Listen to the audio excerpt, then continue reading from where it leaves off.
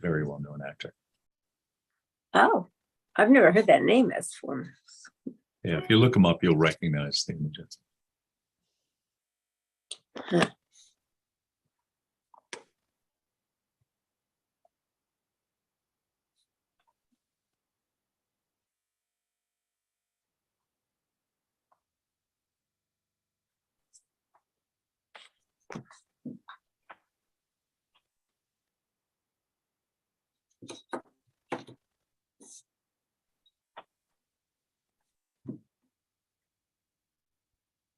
For those of you joining us, the Danville Town Council meeting will begin shortly.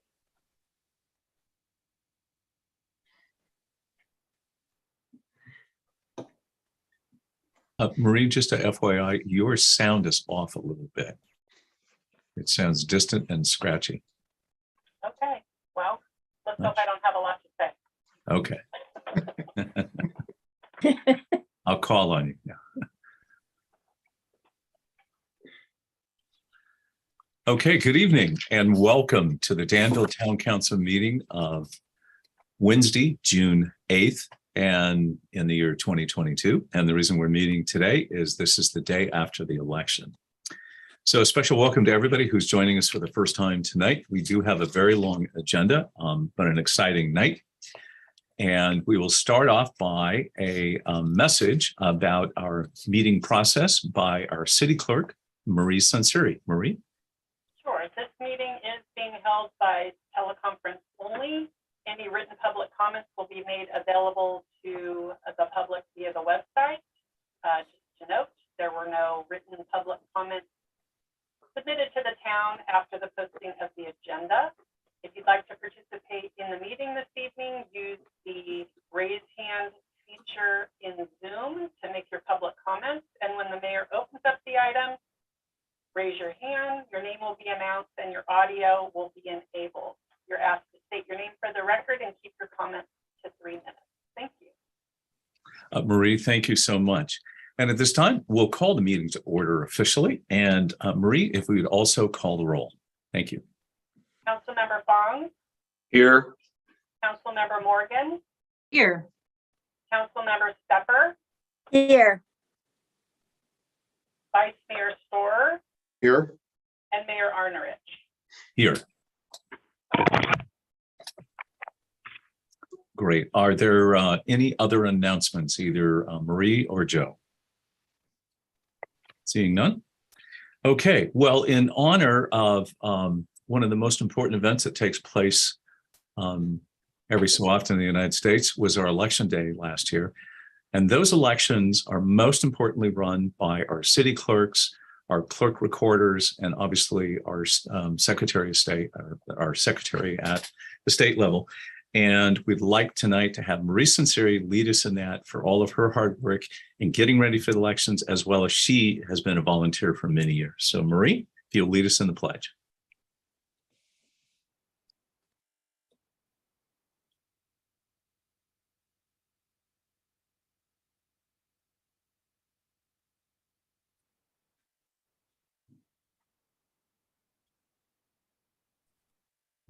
Marie, you are muted.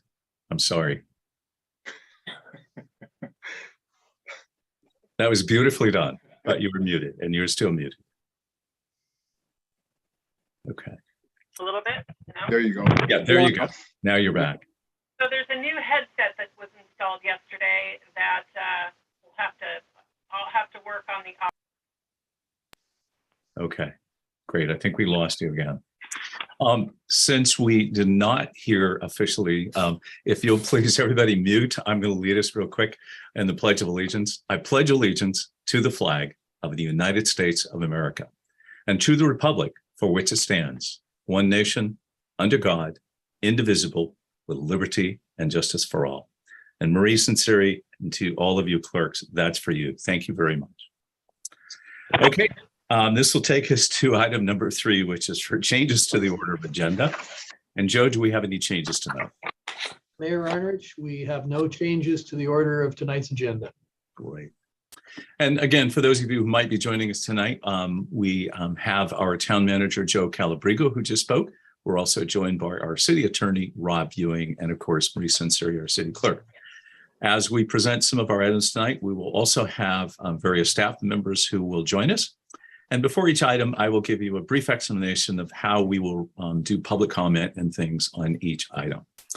So most importantly, a special welcome to everybody. The next item on our agenda is called For the Good of the Town. That's item number 4. And this is an opportunity for anybody that's joining us tonight to speak on anything that's specifically not on tonight's agenda. And because it's not on the agenda, we cannot act on it or take or discuss it. However, we can refer it to future action or discussion. However, for those of you who are going to be joining us to speak on a specific item, we will call on you and announce that as we go. So at this time, is there anybody who would like to speak to the council on anything that's not on tonight's agenda? Marie, I do not see any. Do you see any at this time? I don't, and I think I got the audio Perfect. fixed. Oh, you are back perfectly. I'm back. So thank you. And there are no public speakers at this time. Great. And you mentioned already we did not receive any written comment on this. Okay, this takes us to item number 5, and the council is delighted almost on a monthly basis to recognize our community and help recognize on an annual basis a variety of issues. And tonight we have 2 proclamations, and the first one is 5.1. And this is a proclamation proclaiming the month of June 2022 as LGBTQ plus Pride Month. And the proclamation reads as follows. Whereas the town of Danville is a welcoming community and an exceptional place to love, learn, work, play, and raise a family. Whereas the nation was founded upon and is guided by a set of principles, including that every person has been created equally, that all have rights to their life, liberty, and pursuit of happiness, and that all shall be afforded the full recognition and protection of the law. And whereas the town of Danville recognizes the importance of equality and freedom, and is dedicated to fostering acceptance of all of its citizens and preventing discrimination and bullying based on sexual orientation or gender identity.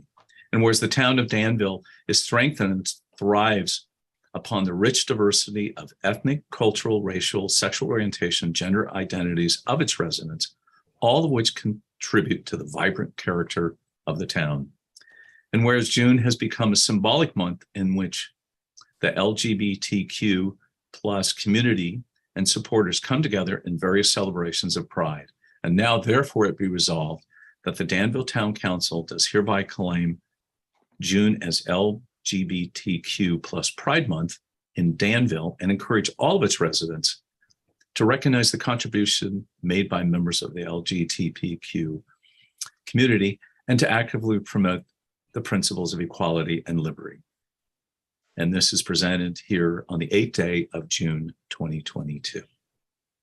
And if there is anybody in our attendees who would like to make any comments on any of these proclamations, please raise your virtual hand and we will call on you. And I do not see any at this time. Marie, do you see anybody? No public comments. Okay.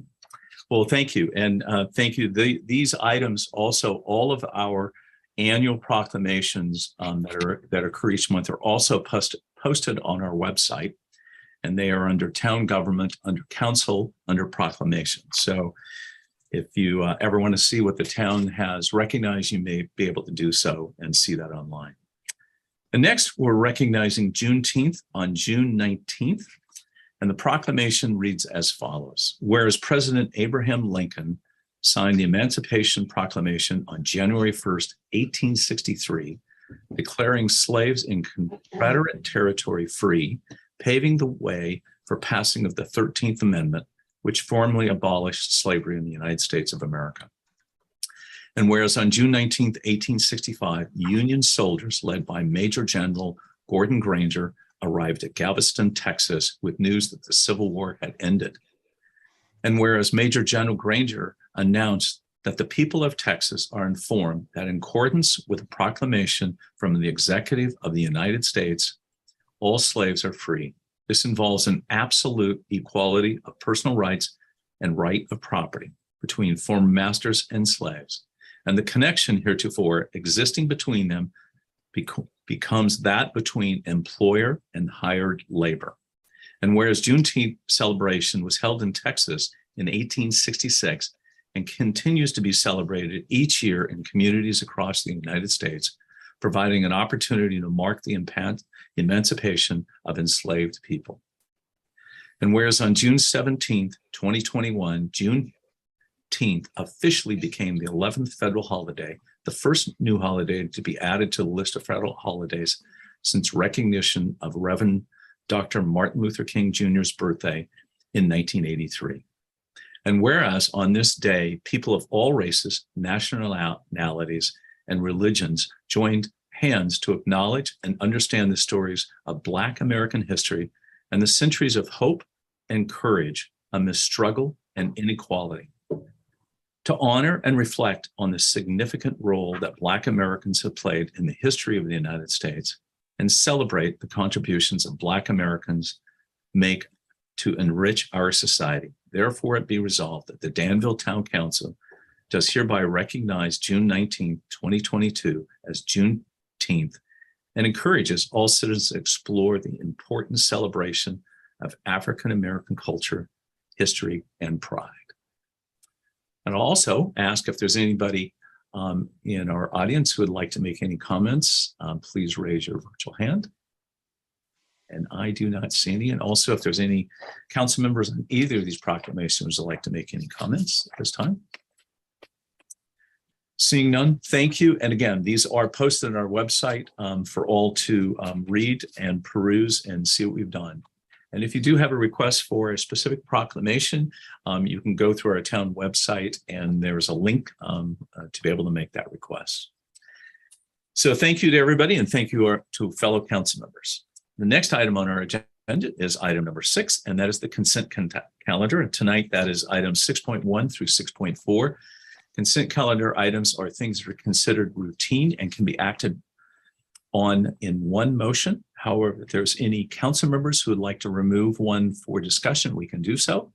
Is there any council member who would like to remove any? Seeing none, is there anybody who's joining us who would like to remove an item for discussion or questions? You may use the virtual raise hand feature in Zoom, and we will call on you at this time. I do not see any. Marie, do you see any hands raised? No requests for public comment. Okay, the item is back before the council for action.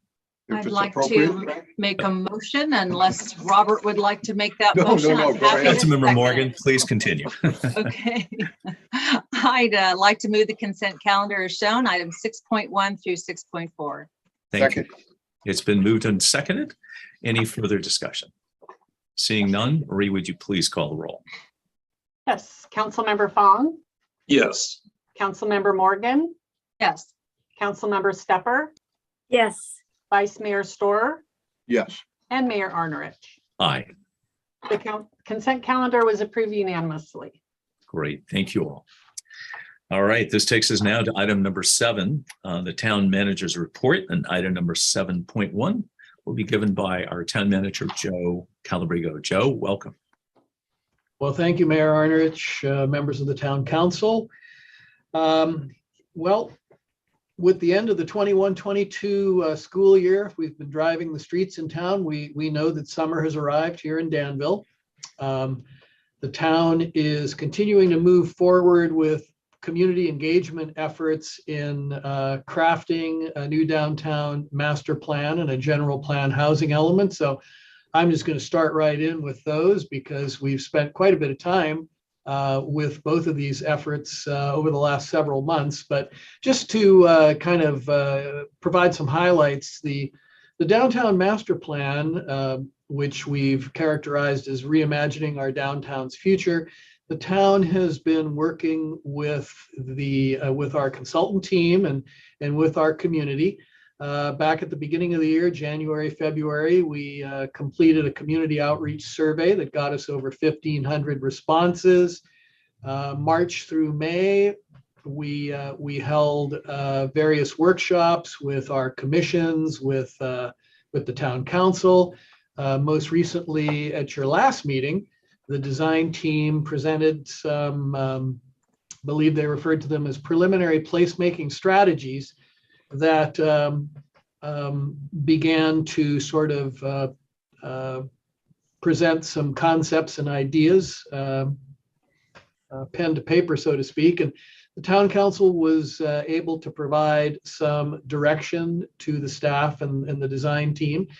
And next up at your study session next week, the design team is going to present some additional analysis of some priority projects and improvements for consideration. So sort of starting to break this down into some pieces that will allow us to get further direction and feedback from the council. And then, of course, this effort is going to continue to move forward, culminating with consideration of a final downtown master plan that should come before the council sometime in August.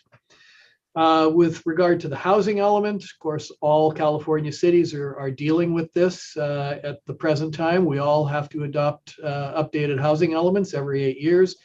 We have, over the last year and a half, conducted some, I would say, fairly extensive outreach as the town is required to plan for a minimum of another 2,241 homes over the next 8 years. The task for the housing element specifically is to try to figure out where and how the town can accommodate these assigned housing units. Fast forward to this year in March and in April, utilizing our new Danville Town Talks website, the community was invited to suggest potential housing sites on a housing site suggestion map. That effort concluded with, I believe we had almost 100 individual sites that were identified for consideration. Last month was spent with our staff evaluating the different sites that were suggested and sort of holding them against the criteria that have been established by the State Department of Housing and Community Development. Later on this month, we will be rolling out online an additional housing simulation tool that's going to allow community members and interested parties to recommend how many housing units they'd like to see on each of the housing sites that have been identified within each of these opportunity sites. So this is essentially going to allow community members and interested parties to recommend their own housing plans, if you will, complete with assigned units and density. So I believe we're expecting to roll this out the last week in June. Then August through November, we will have a draft of the housing element off to the state for their initial review and comment. And later in the fall and early winter, we will see public hearings before the Planning Commission and the Town Council. So as I mentioned, with both of these efforts, a lot of information on the Town Talks website. That's www.danvilletowntalks.org. Really a convenient, easy way for the community to stay involved and engaged on not only these efforts, but some of the others like the Diablo Road Trail, the Bike Master Plan. And there's also a link on this website to the mayor's monthly Town Talks live stream broadcast. So again, it's www.danvilletowntalks.org. Moving on, Town Council on the legislative front, you are due to receive your next ledge update at your second meeting in June. Those are always very comprehensive. The next meeting of the legislative subcommittee is coming up at the end of the month on the 28th. The town individually and working with our Tri-Valley partners in our coalition are continuing to track a number of bills that have been introduced with some pretty wide-ranging topics, but specifically focused on things like housing, additional changes to accessory dwelling unit requirements, fees, and we're even tracking one right now, a bill that would impose conditions on how cities could conduct summer camps and programs, which has a potential to rather significantly impact not only Danville, but all cities that offer these kinds of services. On the community outreach front, I will just highlight that folks should be watching for our next Live Locally newsletter that's scheduled to arrive the first week in July. I've had a chance to review the proof, and shout out to our public information officer, Nicola, and her team for all of the great work that they're doing pulling the newsletter together. I have to say I'm pretty proud of our newsletter when I compare it against those that I see coming from other communities. Switching over to economic development, quite a bit going on there with economic development and community events. The business promotion grant program was presented as part of the budget study sessions last month, the month of May. And the components of the program include $25,000 for a regional cooperative marketing campaign, similar to what we did last year with the Merry and Bright campaign, and also $25,000 in individual marketing grants. So staff is working to update the applications and the criteria for the individual grant portion of that. And we plan to have the program launched by July 1 in concert with the start of the new fiscal year. Council also back in April started talking about the need for upgraded community events, safety management, looking at factors like traffic control, event routing, event boundaries, and so on. And so we have subsequently been meeting with our event organizers to review these safety-driven changes and really re-engage with them after what have been a couple of pretty quiet years because of the pandemic. So it's they say that it's like riding a bicycle. You never forget how, but re-engaging after having a couple of down years is a process in itself. We're all looking forward to the Danville Area Chamber of Commerce Summerfest that's coming up the last weekend of this month, the 25th and the 26th of June. And again, kudos to the Chamber, because after a couple of years of dealing with the pandemic, getting organized, ready to put this event on again, a little bit more of a challenge than it's been in the past, just because of more of a challenge associated with getting artists and the artisans that are typically there. The event this year, a little bit more fluid. Going to try some different things. It'll include a wellness fair on Saturday on East Prospect, and then a car show on Sunday in that same area, and also looking at incorporating perhaps a local business showcase component as well. So won't be limited exclusively to arts and crafts, but an event that I think we're all looking forward to getting back to. Just some other things to mention, community events wise, we're planning for a pretty full schedule of outdoor events for the whole family to enjoy for the first time since the summer of 2019. So just looking ahead to June and July, I touched on the Summerfest. We're going to have moonlight movies at the Town Green on July 15th and 29th. We'll have music in the park on July 9th and 23rd. Of course, the 4th of July parade will be back this year for the first time in 3 years. The first Hot Summer Sundays car show on July the 17th. We're going to see our community pianos returning to the downtown. And we'll also be featuring a public art exhibit in concert with our Tri-Valley neighbors called Picture This, where you'll be able to watch for some uniquely designed sort of interactive picture frames where you'll be able to take some selfies, and they'll be located throughout our downtown. So for this and more, we would encourage folks to visit our event calendar on the home page of our website, and you can get information about all of the upcoming community events. I want to shift over and talk about development services for a bit. That includes planning, building, transportation, and engineering. Planning, of course, I've touched on the housing element in the downtown master plan, and much of their time is being devoted to those areas. But a couple other things to mention, the Burrell property, which is owned by East Bay Regional Park District, 7 acres out of that 17-acre site are controlled by Trumark Homes.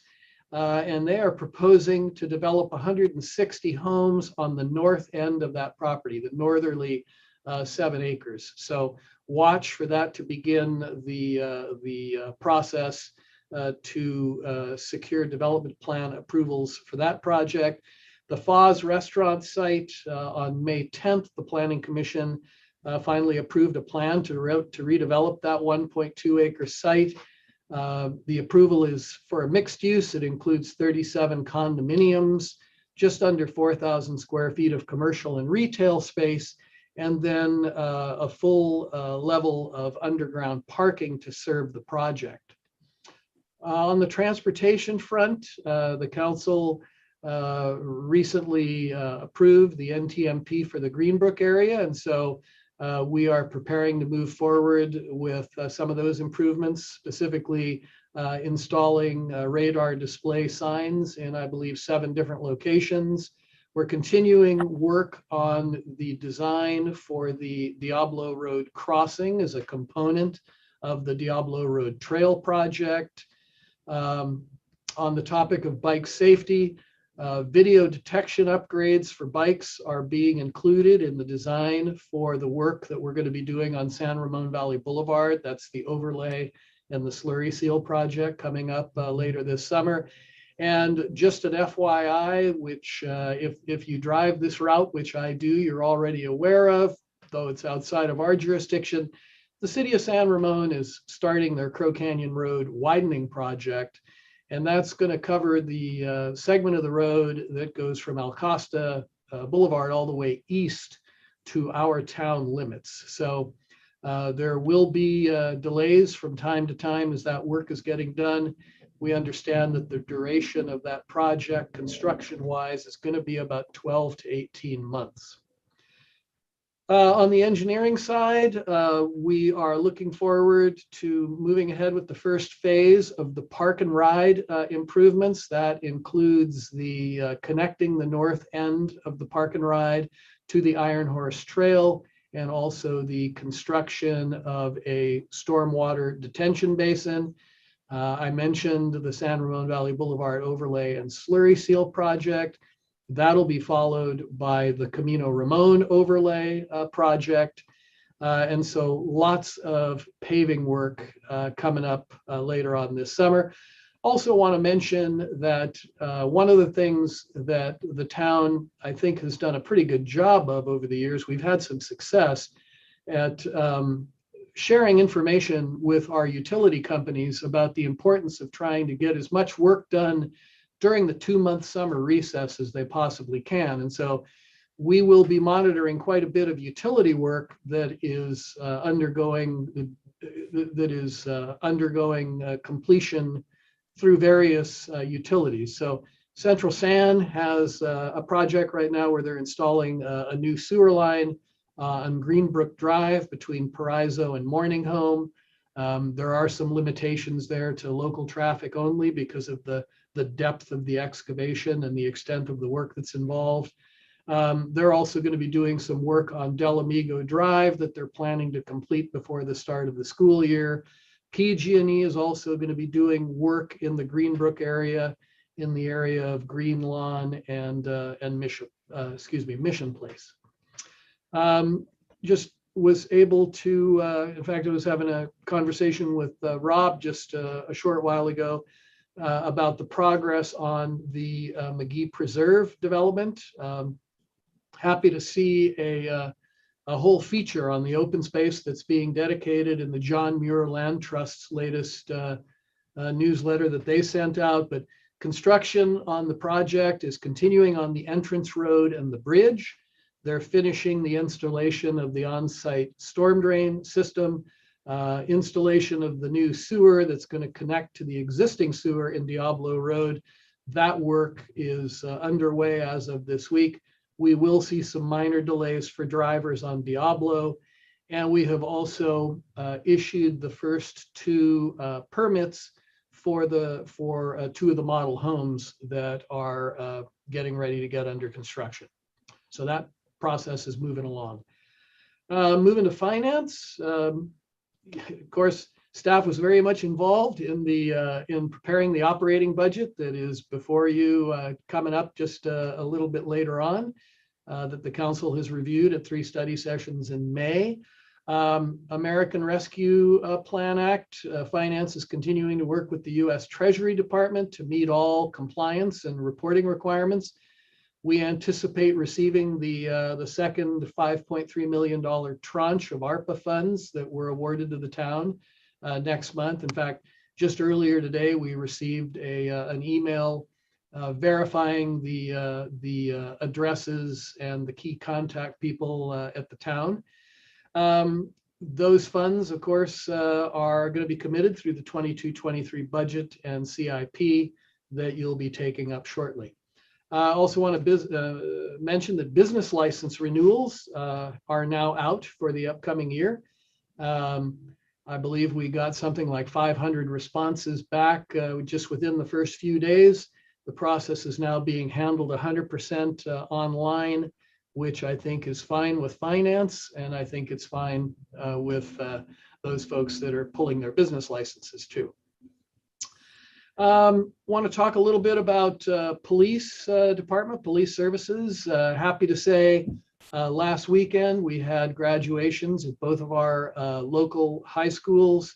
That went off without a hitch, no major incidents.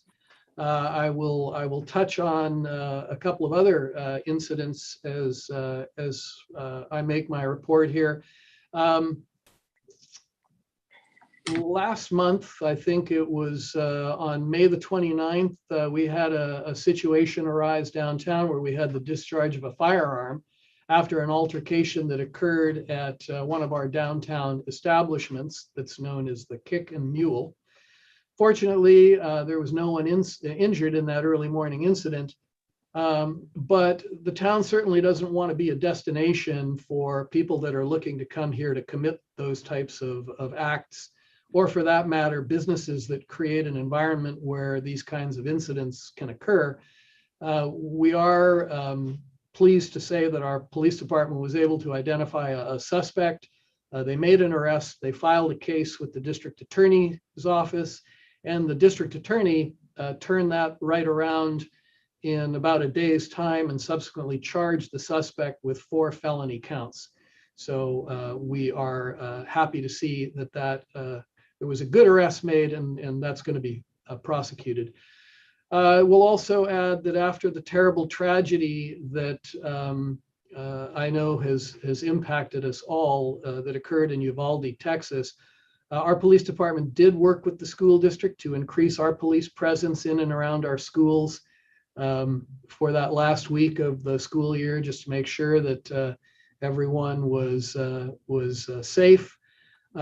Council is also aware that sadly and unfortunately, we had a fatality last week, Thursday evening, out on Camino Tassajara. It was an auto versus pedestrian accident, and that accident is still being investigated at this point. So there won't be a whole lot that I can tell you, but I believe just this afternoon, our police were out there conducting some additional measurements at that intersection to make sure that they have all of that information and can make a determination as to cause. The police department is continuing to look for ways to try to connect with the community in person, things like coffee with the cops, recess with the cops, cop cars for the community that I think I mentioned at my last briefing to council. Those are some examples. Of course, they're looking forward to National Night Out, which falls on August the 2nd this year. And we also want to remind our residents of the important partnership that exists between law enforcement and our community. And as you'll see in our upcoming newsletter, just reminding folks that being a good neighbor means being alert and reporting if you see something that seems out of place. So, you know, the tagline is, if you see something, say something, and our police department continues to reinforce this message. And we have, in fact, had several instances where reports made by residents have led to crimes either being prevented or being solved. So very important. Moving on to maintenance services, you just at your last meeting heard Maintenance Services Director Dave Castile with his biannual report. For maintenance folks, it seems like it's always busy season, and now with schools out, it's busy in our parks. Our new park maintenance contractor that took over the contract just last week, Frank and Grossman, we're off to a good start with them. The Diablo Road median project, that renovation is progressing nicely. That's the segment of Diablo Road that's out in front of Green Valley Shopping Center. We are currently in the process of getting bids for the tree pruning that we'll be doing downtown in advance of the 4th of July parade, so that we can make sure we don't have any clearance issues with anything that might be coming down Harts Avenue. We're finalizing a contract to reinstall and replace some of the thermoplastic striping at various school crosswalks where it's needed, so that we can make sure to get that work done before the end of the school year. And some of you may have noticed, I know that Council Member Morgan and I certainly have, because we travel that route every day, but in their spare time, our maintenance crews just recently completed installing about 2,500 reflective pavement markers along the medians on the entire stretch of Sycamore Valley Road and Camino Tasajara. So as you're driving around out there at night now, going out or coming in, certainly helps with visibility when it's dark. Recreation, arts, and community services. Our staff is as excited as they can be with the start of summer programs coming up next week. We started our registration on May 9th for residents and May 16th for non-residents. We're happy with what we're seeing so far. Our summer camps and classes, we have about 4,400 registrants, and that includes about 3,500 that are Danville residents and another 850 or so that are non-resident.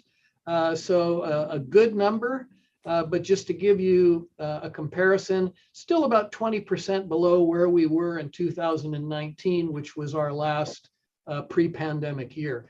And then on the aquatic side, we've got about 1,450 registrants, and that includes about 1,080 that are town residents and an additional 370 that are non-residents.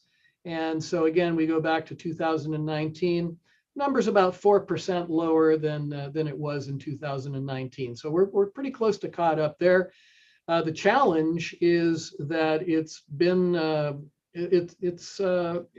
bit of a push to try to find enough swim instructors and lifeguards. So we're continuing to work on that. It may be necessary to scale back some of what we're able to offer if we're not able to find more, but we're continuing to work on it. I also want to mention that the Village Theater Art Gallery, the next exhibit opens tomorrow night at 6 o'clock. It's called Click because it's a photography exhibit. So if you visit the gallery, you're going to see some pretty remarkable photography on display. And then also want to mention that at the Senior Center, we're going to begin to resume in-person Monday lunches on June the 13th. So they'll be serving lunch at noon, and participants are welcome to show up and enjoy puzzles and board games ahead of time, and then stay for a free weekly movie afterwards. So, and again, just want to remind anyone that is watching this that you can check our activity guide on the website to see what other kinds of adventures might await you in recreation for people of all ages. In closing, I want to give council a status update on COVID, the pandemic, and how that is impacting us here in Danville. We're, of course, continuing always to monitor our case numbers. We always look at new cases in the last 2 weeks as sort of the benchmark, and looking at the first 5 months of this year, it's been an up and down year. At the end of January, we had 832 cases. by the end of March. It had dropped to 52. By the end of May, it was back up to 334. As of today, it's at about 285. So those numbers are higher than we'd like to see them. At the same time, for the town, our numbers are the second lowest numbers among all of the 19 cities in Contra Costa County. So that's good news. County Health Services website is continuing to be an excellent source of information for how and where people can obtain testing, where they can get their boosters. We saw last week that Alameda County reinstated their indoor mask mandate due to the increase in cases and hospitalizations. We haven't had any indication yet of any change in status here in Contra Costa, but we are, of course, continuing to watch and monitor that status, especially hospitalizations. And our employees and our facilities are continuing to follow all of the appropriate prevention standards and the standards that have been set by Cal OSHA. So that concludes my report. Again, for those watching, don't forget to visit our town website at www.danville.ca.gov, our Town Talks website at www.danvilletowntalks.org, or by following us on Facebook or Instagram. Great, Joe. Wow, thank you so much for that. I just have to compliment everybody. As I have a renewal on my wall right here for my business license. I got the notice yesterday. I paid it yesterday. I got the actual certificate about an hour before the meeting started. So it's easy to do.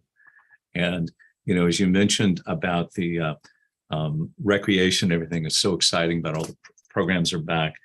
Councilmember Morgan was just mentioning earlier, there is a great, it's called Amazing Race, starts at 9 a.m. This Sunday. It's a co-sponsored event with Danville Sycamore Valley Rotary Club and the town, and you can go online and sign up for that. Get your team. It's exciting. It takes place in Old Town Danville. So who knows what you may discover. So any questions, comments of Joe? Robert, Vice Mayor. Hey, just Joe, really well done report. Go back to the Burrell property. I heard you say 160 homes, or are we talking about some form of condos and townhomes? Or are we really talking about single family homes? Townhomes. Yeah, well, I don't like to use the word units with reference to any place where people will be living. So there'll be townhomes. Okay, all right. For sale. Got it. Okay. Great, thank you. Okay. All right. I'm sorry, Renee Morgan, Councilmember. Thanks, Newell, for mentioning that. That was one of my questions as well, as I was confused. I wasn't sure if they decided to do now homes, and that's such a small area for single family homes. The other question I had was, I noticed the work being done in front of the Smart and Final, the Green Valley shopping area. What are they planning on putting in there? Is it going to be drought resistant plants or stones, or what are we putting there? Yeah, well, they're certainly aware of all of the guidelines, we'll call them, that exist right now with respect to water conservation.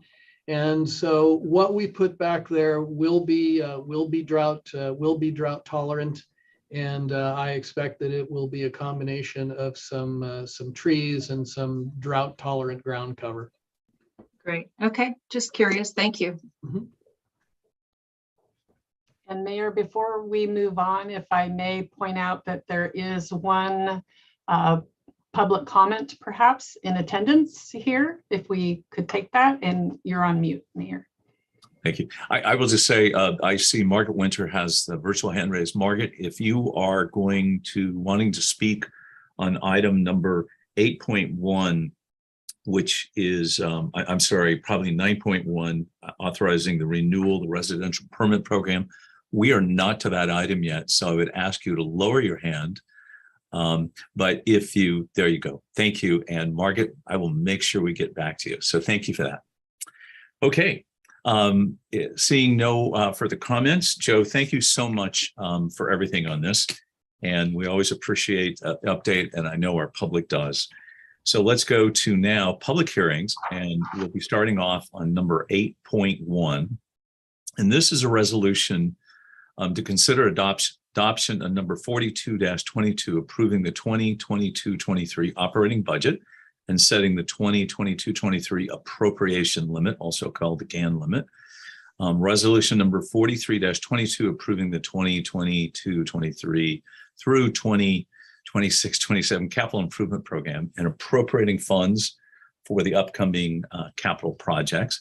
Resolution number 44-2022 SA, approving the 22-23 operating budget for the successor agency to the former Community Development Agency of the town of Danville. And resolution number 45-22, approving the 2022 master fee schedule for user and cost recovery fees. And I do have one item to read. This is for the council and for a public announcement. And this will be part of our action tonight on our budget. And this is a statement to be read, which is Government Code Section 54-953 of the Brown Act requires that before changes in salary or compensation can become effective for the town manager, city attorney, or department heads, the town council shall verbally summarize those changes in an open meeting in which the final action is to be taken. Therefore, with the adoption of the town's operating budget for fiscal year 22-23, salary ranges for the following positions are being increased by 5%. 1, the salary range for the assistant town manager was set at $12,550 to $17,193. The salary range for all department heads was set at $11,382 to $15,595. And thirdly, the salary range for the deputy town manager was set at $9,853 to $13,446. There are no changes to fringe benefits for any employees, and there are no changes in compensation of any kind for the town manager or the city attorney. For those positions I mentioned, only salary ranges were changed. Actual increase in compensation would be determined by the town's pay for performance system. There are no automatic increases or cost of living adjustments, also known as COLAs. So with that, I will turn it over to our town manager, Joe. Thank you, Mayor Arnerich and Town Council. I do want to begin by thanking and recognizing the town staff that have been so involved in preparing the draft budget and capital improvement program this year, especially our finance director and treasurer, Lonnie Haw, and our city engineer, Stephen Jones.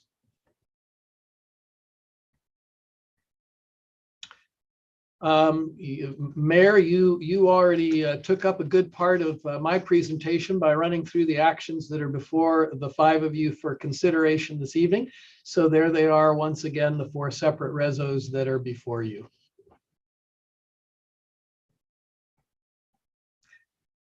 So I want to just start out and give a shout out to the fact that 2022 is really a major milestone for the town of Danville, because on July 1st, 1982, the town first became a city or a town. So that was the incorporation date where our town government started. You can see on June the 8th of that year, Measure B that was on the ballot, the vote to incorporate was passed. And the pledge back in 1982 was that we wanted better police, parks, public works, and planning. In 1982, we had a population of 26,445 people. Very first budget, about $4.4 million, a little less than the one that's before you this evening. In terms of the process that the council follows to consider and review the budget and the CIP, council spent numerous hours reviewing the draft of the budget and the CIP at length during the 3 May study sessions that were conducted. So tonight's presentation is really more in a summary overview format.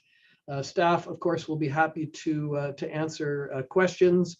Also want to note for those that are watching this that the draft and after tonight, the final budget document can be found on our town website at www.danville.ca.gov by going to our finance page. So the purpose of the budget and the capital improvement program is more than just numbers. From an operating standpoint, each year the council has an opportunity to establish and review what you feel are the highest priorities for municipal service delivery across all departments, and then identify how to most effectively meet the unique community needs that we see here in Danville. From a capital standpoint, the process allows the council to identify and plan for and fund one-time capital projects or ongoing capital maintenance needs.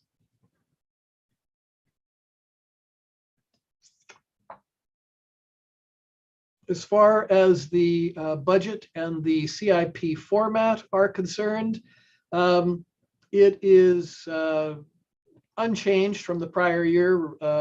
Really, the summaries, the program pages, and so on, all of those are updated. We go through, we update the description of the services, the goals, the highlights, the funding sources. The 10-year forecast lets the council look at how future conditions could affect long-term fiscal sustainability. And of course, each year the council looks at the master fee schedule to see whether updates are appropriate there. So, small town atmosphere, outstanding quality of life. It's an aspirational statement. It's what we continue to strive for in serving our residents. This translates into a mission for our local government that tells folks that, why are we here? Well, we strive to deliver superior municipal services that make people's lives better. And that mission gets carried out in a lot of different ways that are reflected here. We, community safety, always a very high priority. We want to make sure that our facilities are properly maintained. We place a high value on protecting our environment, preserving our history, retaining our special character. Also celebrating the diversity of our town and valuing all of our community members. We want to support, we want to provide opportunities that support our residents' growth and enrichment. We want to promote and support economic vitality and growth, represent and promote Danville's best interests, celebrate community through family-oriented special events, and effectively engage and communicate with our residents and businesses. We also have a responsibility to ensure ongoing fiscal sustainability through prudent but effective use of our taxpayer resources. And so this gives you a sense of the ways in which we do that. We are very mission focused in all that we do. We look at ways that we can combine approaches to deliver service. So if the use of a contract makes sense, if some other means of delivering service other than using our own staff makes sense, we will look at those approaches. We invest in partnerships and technologies. We partner with a long list of agencies here in the Tri-Valley, our school district, our fire district, various utilities and nonprofits. And, I think we invest wisely in upgrading technology so that we can provide better service to our community members. The town has never been a local government that believes in borrowing money. We believe in maintaining healthy reserves, putting dollars aside and spending dollars on projects when we have those dollars to spend. And lastly, but not the least, we always tend to estimate conservatively.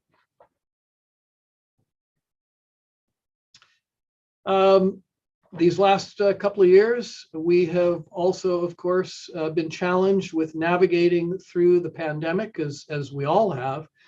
But what have we done and how have we done it? Well, we've taken all of the steps that we could at a local government level to try to help and protect our community, keep them safe, while at the same time ensuring the safety of our town employees. The council has taken a number of steps through grant programs and business support to support and assist our local businesses, while at the same time taking steps that were necessary to help us navigate through the economic impacts of the pandemic. Danville chose to reduce expenses and transfers, including staffing, rather than relying on reserves as was the direction that many other agencies followed. So just some really key points at a high level from the budget. The budget that is before you this evening is a balanced budget. We are seeing in the budget that we are experiencing a strong recovery from the pandemic. This has certainly been aided by help from the federal government through the CARES Act and the American Rescue Plan Act. The pandemic has caused us to really sort of reimagine and relook at how we provide a number of different services. And I think some of the positives that we take away from that are that some of those changes will continue to carry over into our service delivery moving forward. We are continuing to maintain healthy reserves, both on the operating and on the capital side. We always stress the fact that the town has no unfunded liabilities, period. And I'm pleased to say that the overall fiscal condition continues to be both positive and sustainable. So these next few slides present data by comparing fiscal years 1920 through 22-23 for the purpose of illustrating what I would describe as stages of the pandemic and how those have impacted town revenues and expenditures. So you can see that the way we have presented these 4 fiscal years, 2019 we present as a pre-COVID condition. 2021 was really right in the throes of the worst part of the pandemic. 21-22, the current fiscal year that we're just now wrapping up, has been a year of recovery. And then as we look forward to 22-23, we really view that as beginning in our post-COVID timeframe, if you will. So what you see here is just a summary over those 4 years of the general fund and special revenues, or restricted revenues, as we sometimes refer to them, the totals that we're forecasting for the year. The asterisk next to revenue forecast denotes the fact that we have separated out of here the one-time ARPA dollars, because those are not consistent year over year. And so we wanted to really be able to present more of an apples to apples comparison. So you can see that there was a significant decrease in revenue, both general purpose and restricted revenue in 2021. With a nice recovery in 21-22, not quite back to where we were pre-pandemic, and now in 22-23, current revenue forecasts, show us moving forward on what I would describe as more of a pre-pandemic trajectory. The community development successor agency line there reflects the dollars that the town receives through the real property tax transfer fund for the purpose of paying off the debts and obligations of the former redevelopment agency of the town.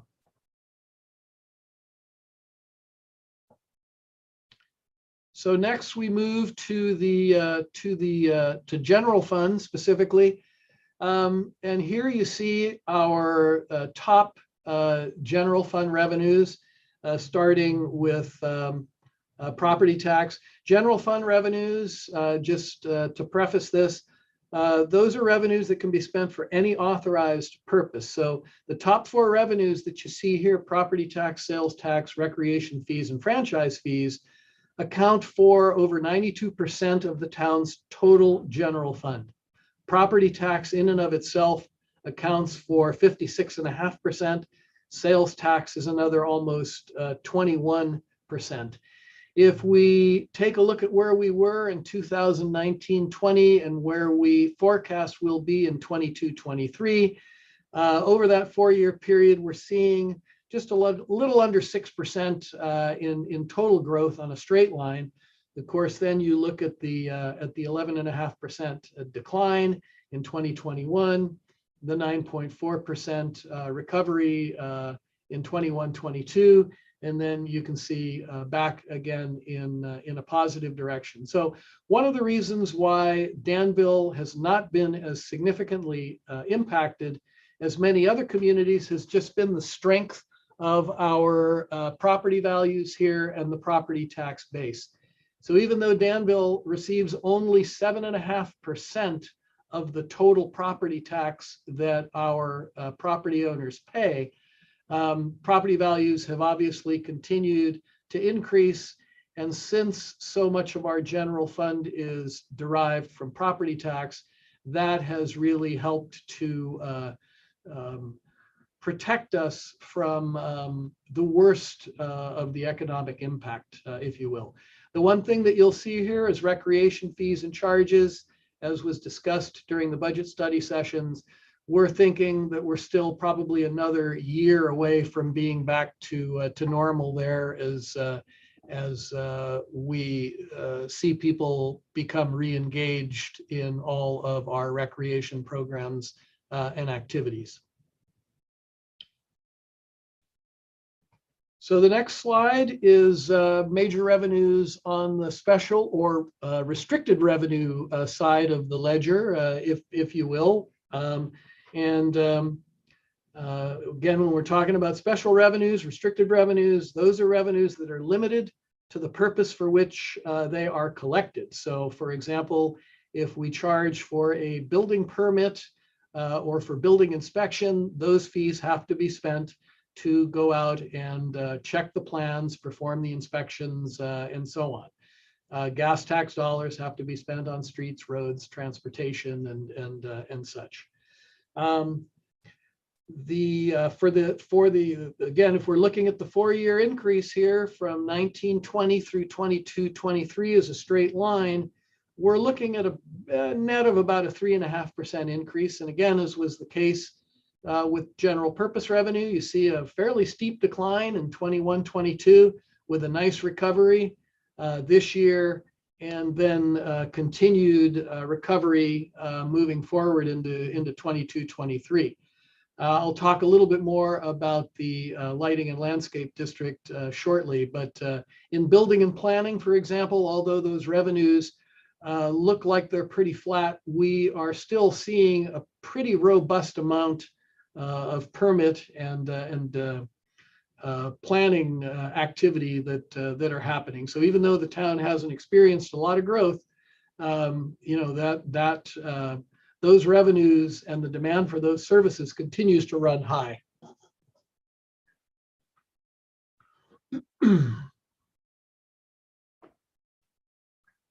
Okay, this slide is showing us a summary of all of the recommended expenditures and transfers that are coming out of the general fund, as well as the special revenue. The town total operating expenditures are funded about 71% through the general fund, 29% through special revenue, and that's been fairly consistent over the last 15 years or so. So again, here you're seeing the same trend with pre-COVID, COVID recovery, and post-COVID. The fund transfers down at the bottom of the page, again, these are dollars that are being transferred out of the general fund and into either the lighting and landscape assessment district or capital. So you can see fairly consistent in 3 of the 4 years, with the outlier really being the 2021 fiscal year, and you see the impact due to the pandemic.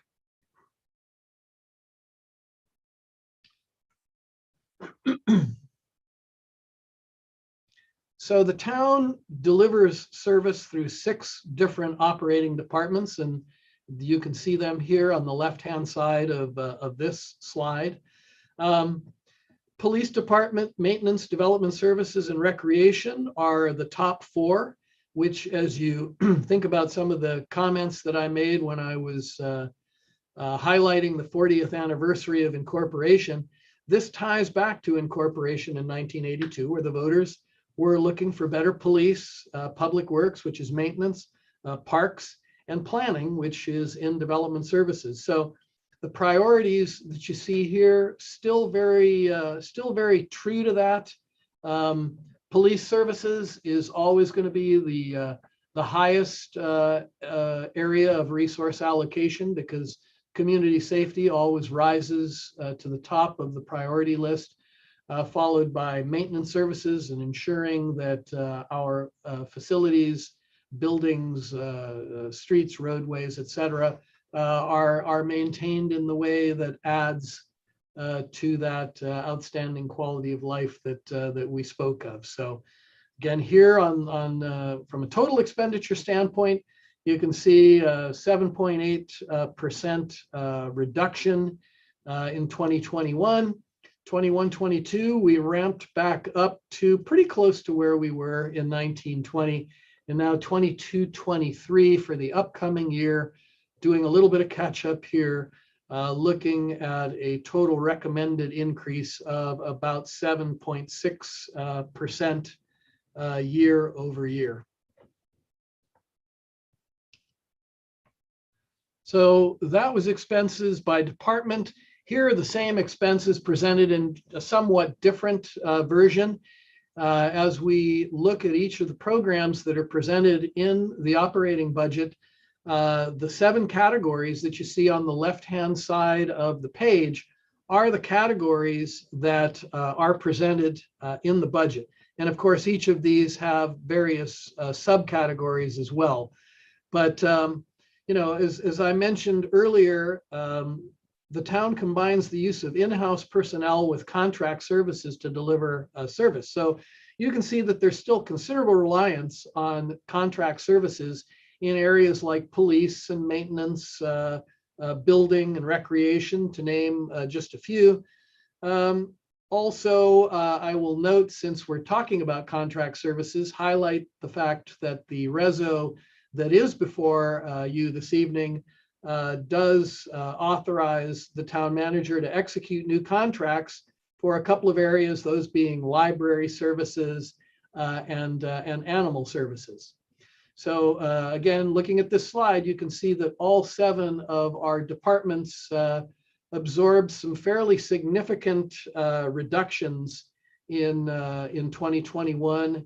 And then you see the recovery in 21-22 and moving forward in 22-23.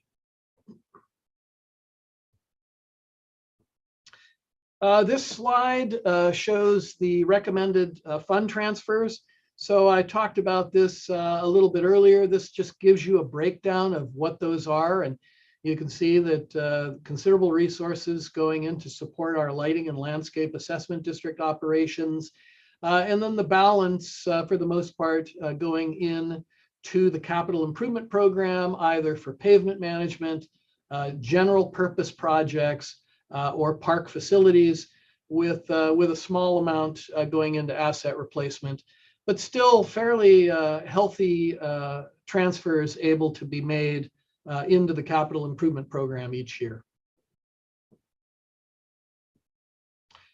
And as part of that, this slide shows our lighting and landscape assessment district fund activity. Danville property owners pay assessments to help support maintenance of our town streetlights, our parks, our roadside landscape.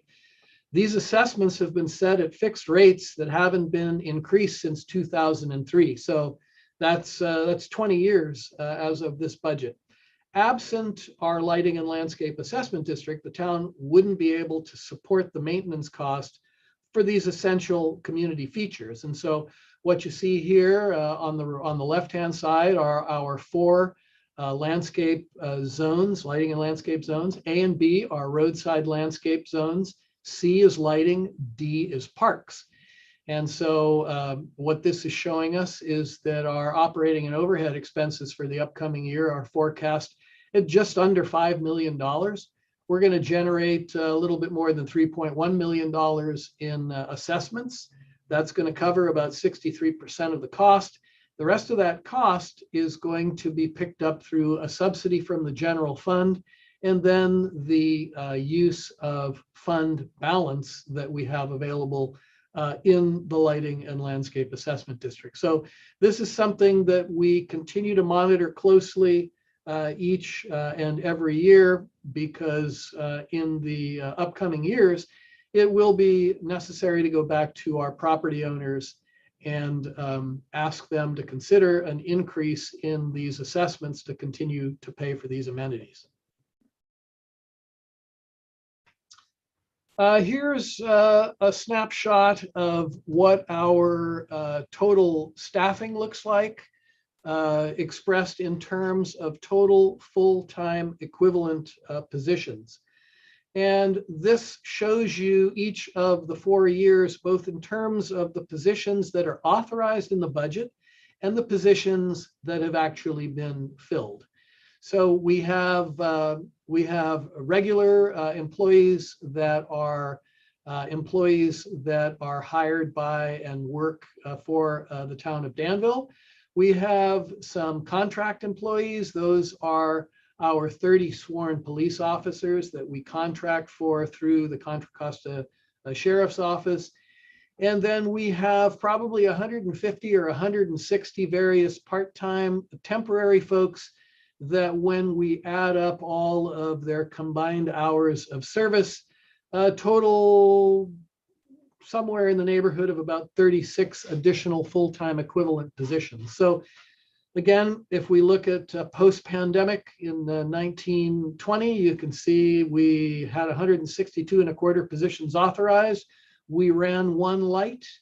Fast forward to 2020-21, and we were looking at a 16% reduction in staffing that happened in the course of 1 year.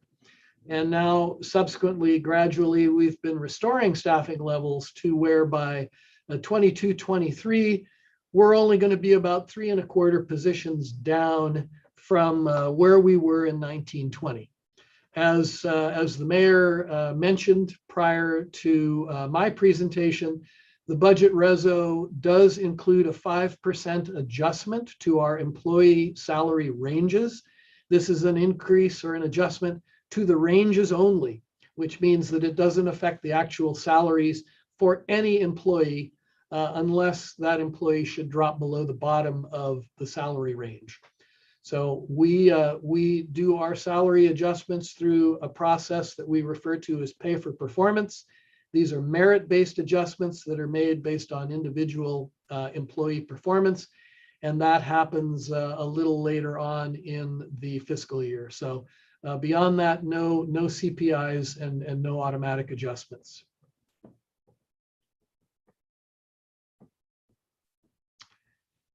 All right, the appropriation limit should touch on this. The appropriation limit is set by statute.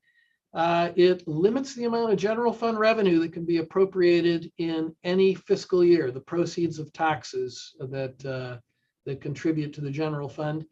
As we go through that calculation for 22-23, the appropriation limit is set at just under $50 million, which for the town is not going to be a problem, because the revenues, the 22-23 revenues that we have that would be subject to the limitation is actually less than half of that. So we are not going to be constrained by the appropriation limit. And then the 10-year forecast. Our budget includes a fairly detailed set of 10-year forecasts for revenues, expenditures, and fund activity. So by going through this exercise with the 10-year forecast, it really allows the town to be able to plan, anticipate, make adjustments or corrections where we think there are appropriate to ensure that the town operations are fiscally sustainable over the long haul.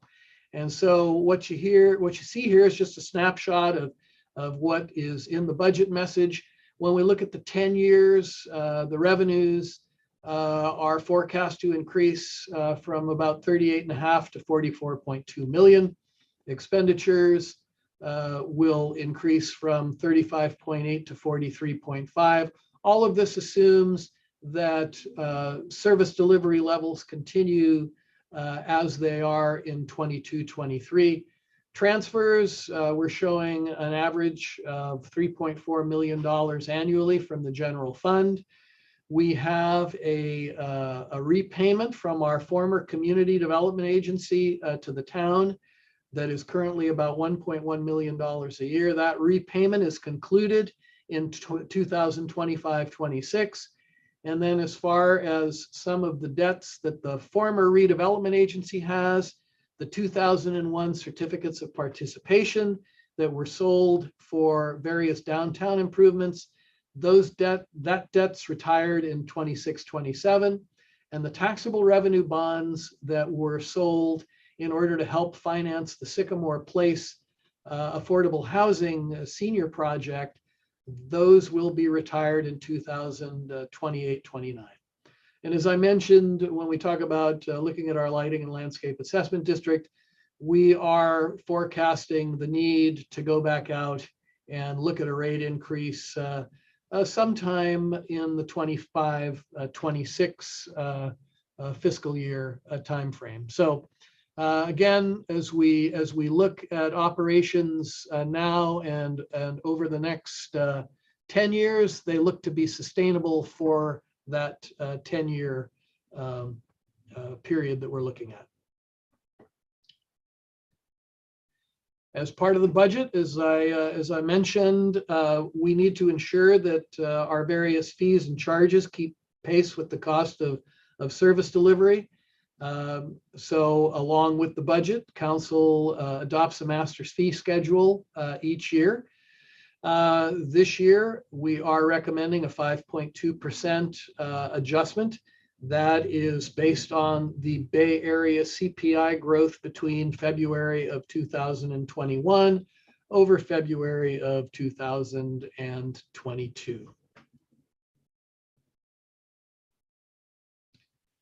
So on the capital improvement program side of things, key points to be made here is that we are looking at 38 projects with total appropriations of just over $18 million. So it is a fair plate, a full plate of projects, if you will. Table A that's in the capital improvement program shows all of the projects that are recommended to be funded in the 22-23 fiscal year. As I mentioned previously, the American Rescue Plan Act local fiscal recovery plans funds have provided a major boost toward our economic recovery, making it possible to advance forward some projects, especially in and around the downtown area that we think are going to help with economic recovery. Some of the major projects that we're looking forward to include some downtown improvements that will come from the new downtown master plan, the multi-sport skate park at Diablo Vista Park, the Town Green and Arts District improvements, the Diablo Road Trail, and of course, the pavement management program. I should mention that also in the CIP, Table F shows projects that have been funded in prior years that have not yet been completed.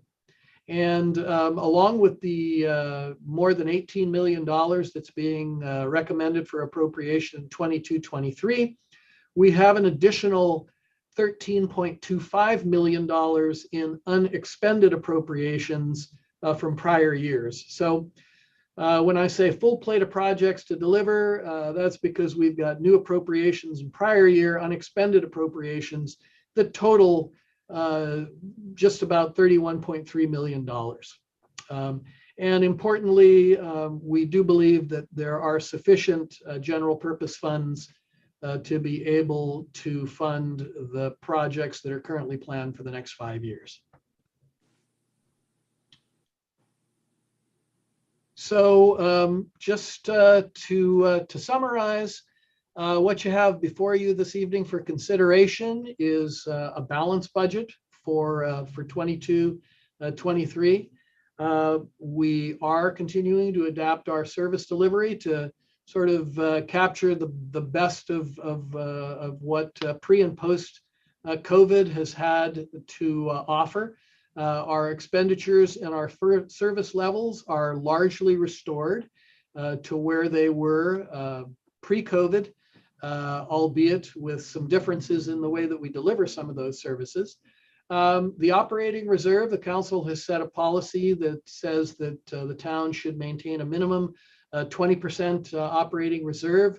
And as it stands right now, that reserve is close to double that, 38.6% of the total operating budget. But against the general fund only, it's 54.5%. The town has no unfunded pension or other post-employment benefit liabilities. So that continues to make us fairly unique among public agencies. We are recommending that you fund 38 capital projects totaling $18.05 million with no debt attached to those. The overall fiscal condition is excellent, and we are continuing on a course that is fiscally sustainable.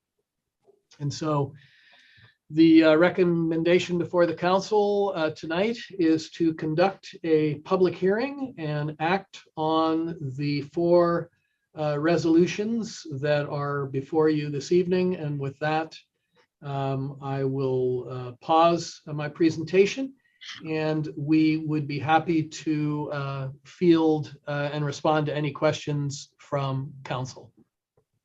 Great. Joe, thank you for just a terrific presentation. And it was a in-depth process that we went through all those study sessions. And a big thank you to Lonnie and all the department heads that helped put this together.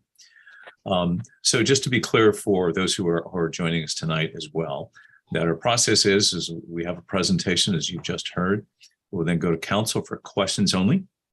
Then we'll open up the public hearing for public comments. After that, we'll try to address those, but we do address them after we close the public comments. And then we will go back to council for comments and action. So we'll start off tonight. Are there any specific questions of Joe at this time? Councilmember Fong. All right, thank you. And Joe, thank you. Excellent report. I have one question. I saw the slide that describes the operating expenditures, and we are obviously very weighted towards contracted services. With the recommendation for a 5% adjustment to the ranges for compensation, do you expect that there will need to be renegotiations by our contracted services for an adjustment to their current compensation? And finishing off, is that somewhere built into your forecast as well? Yes, thank you for that question, Councilmember Fong. It's a good question. And I'll answer it in a couple of different ways.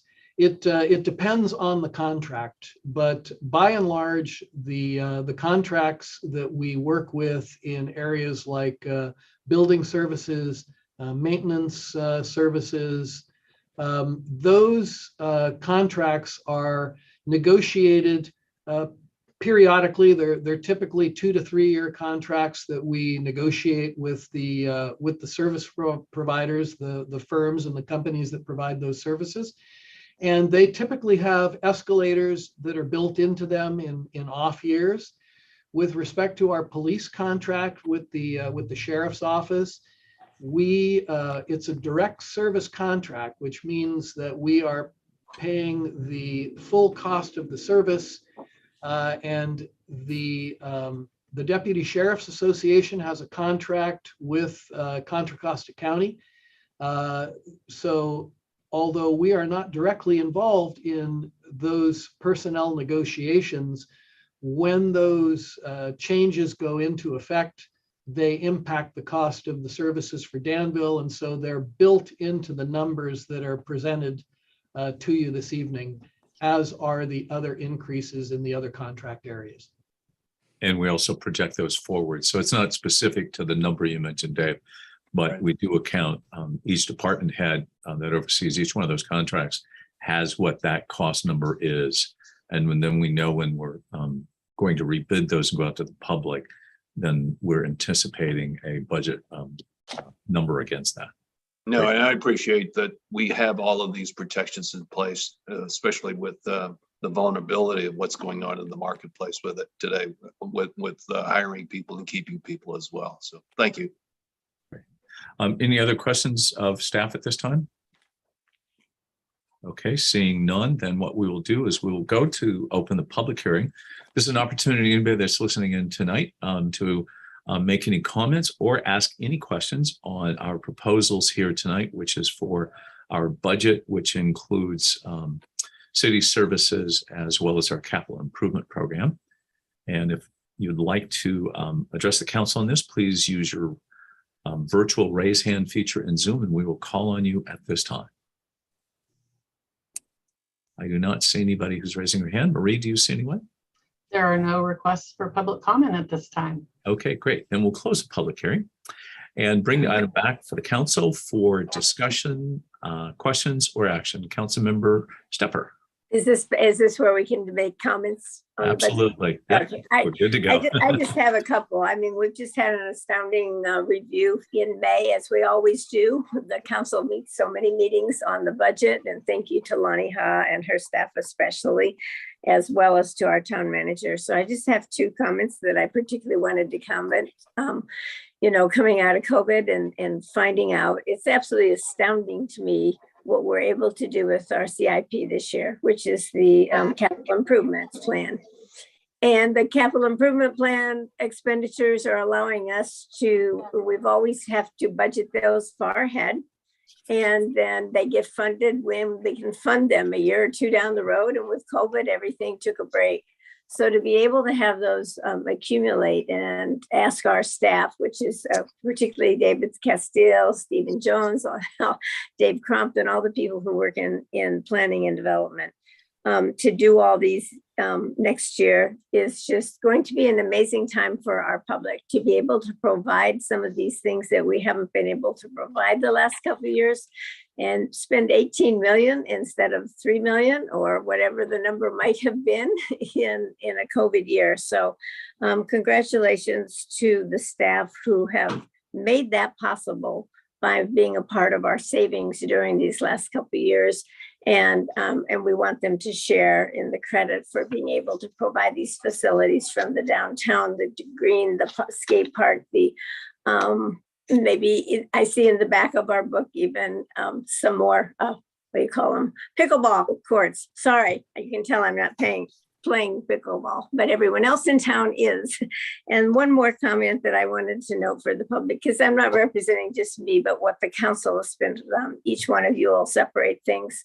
The other one is that we're moving. You know, 40 years, I've been more than that in my house. We've been 40 years as a community, and the building that we're in is not satisfactory. So to be able to move from 510 to Laganda to 500 Laganda, please watch for it, share that with us. The police will move first, but it's pretty thrilling to be able to provide, again, a better facility that serves our community better. So all those two things are just outstanding highlights of this budget. Thank you. Great, Karen. Thank you for those comments. Also, just to add to that about Yeah. Danville 40 years ago, a little after that, bought a used building, to be humble. It was not built for its purpose. Danville hasn't built our own offices ever. And the opportunity to buy a newer building next door to us and also take advantage of some good economics to be able to generate some income, to get all of our costs for that building serviced and make some positive cash flow is also representative, I think, how we do things differently here in Danville. And if you keep in mind that this book that Joe's referring to, this is a 350 plus page document that's available online right on our webpage. But what's hard to tell in there, and it's something we do and not everybody wants to know it, but we're one of the most cost-effective cities at under $800 per resident without capital expenditure. And if you look at capital per person, we actually invest a lot into our community compared to other places. So something to be really proud of. Other comments, questions? Councilmember Morgan, then Vice Mayor Storr, and then Dave.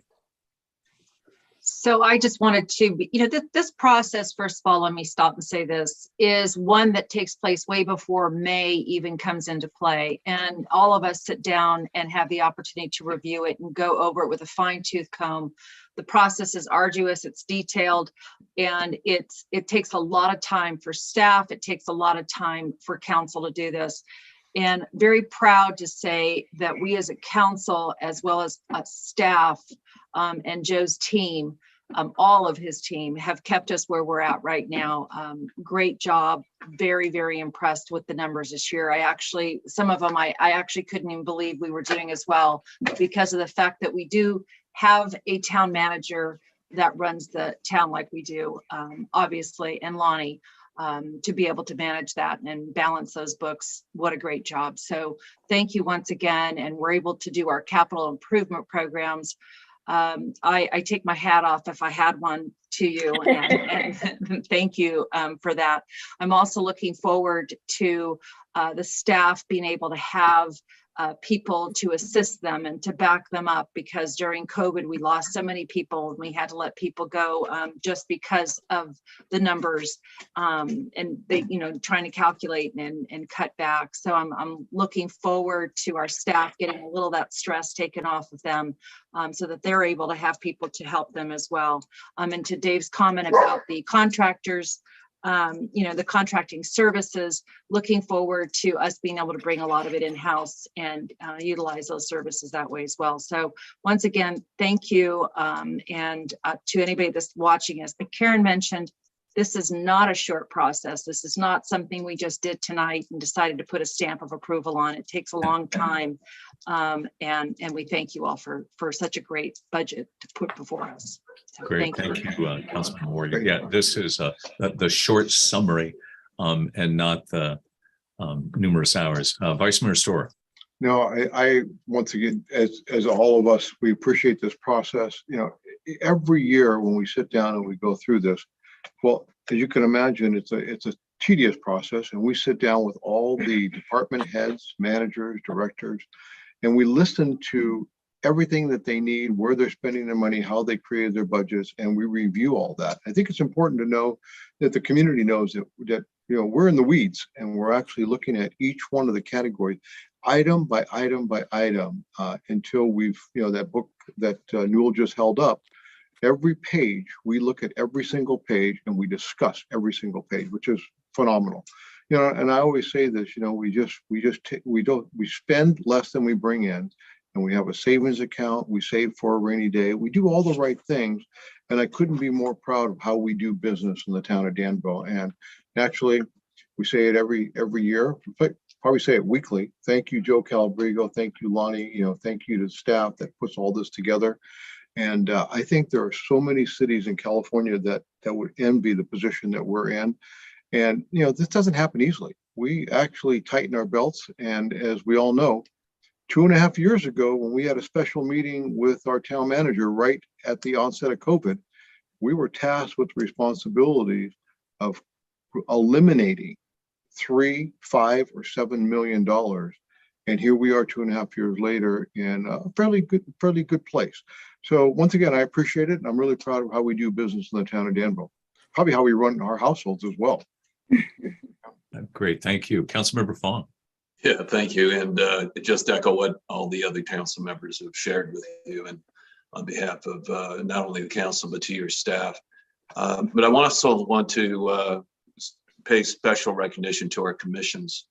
I believe they played a fairly significant role working very closely with your town staff and, representing the community. They're pretty grounded. They know what's important for the community, and I think working with staff and coming up with the right priorities that benefit the town as a whole has been pretty much the best practice that we've had in place for many, many years. But special thanks to the commissions, because they're the heart and soul of our community, and their input is so important in having alignment between the town, the community, and the council is even more important when we're talking about budgets and how money is spent. Great. Thank you, Councilmember Fong. I just had a brief comment. I mentioned that we're one of the most cost-effective cities around here. And just to be really clear, it's 100 to 400% more cost-effective on a per capita basis.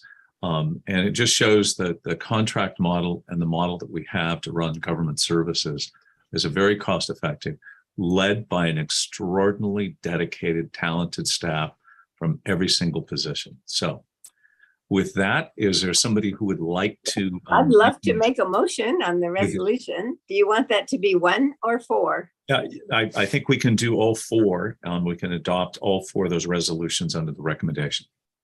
Then I'd like to move the resolution number 42, 2022, approving the 2022-23 operating budget and setting the 2022-23 appropriation limit.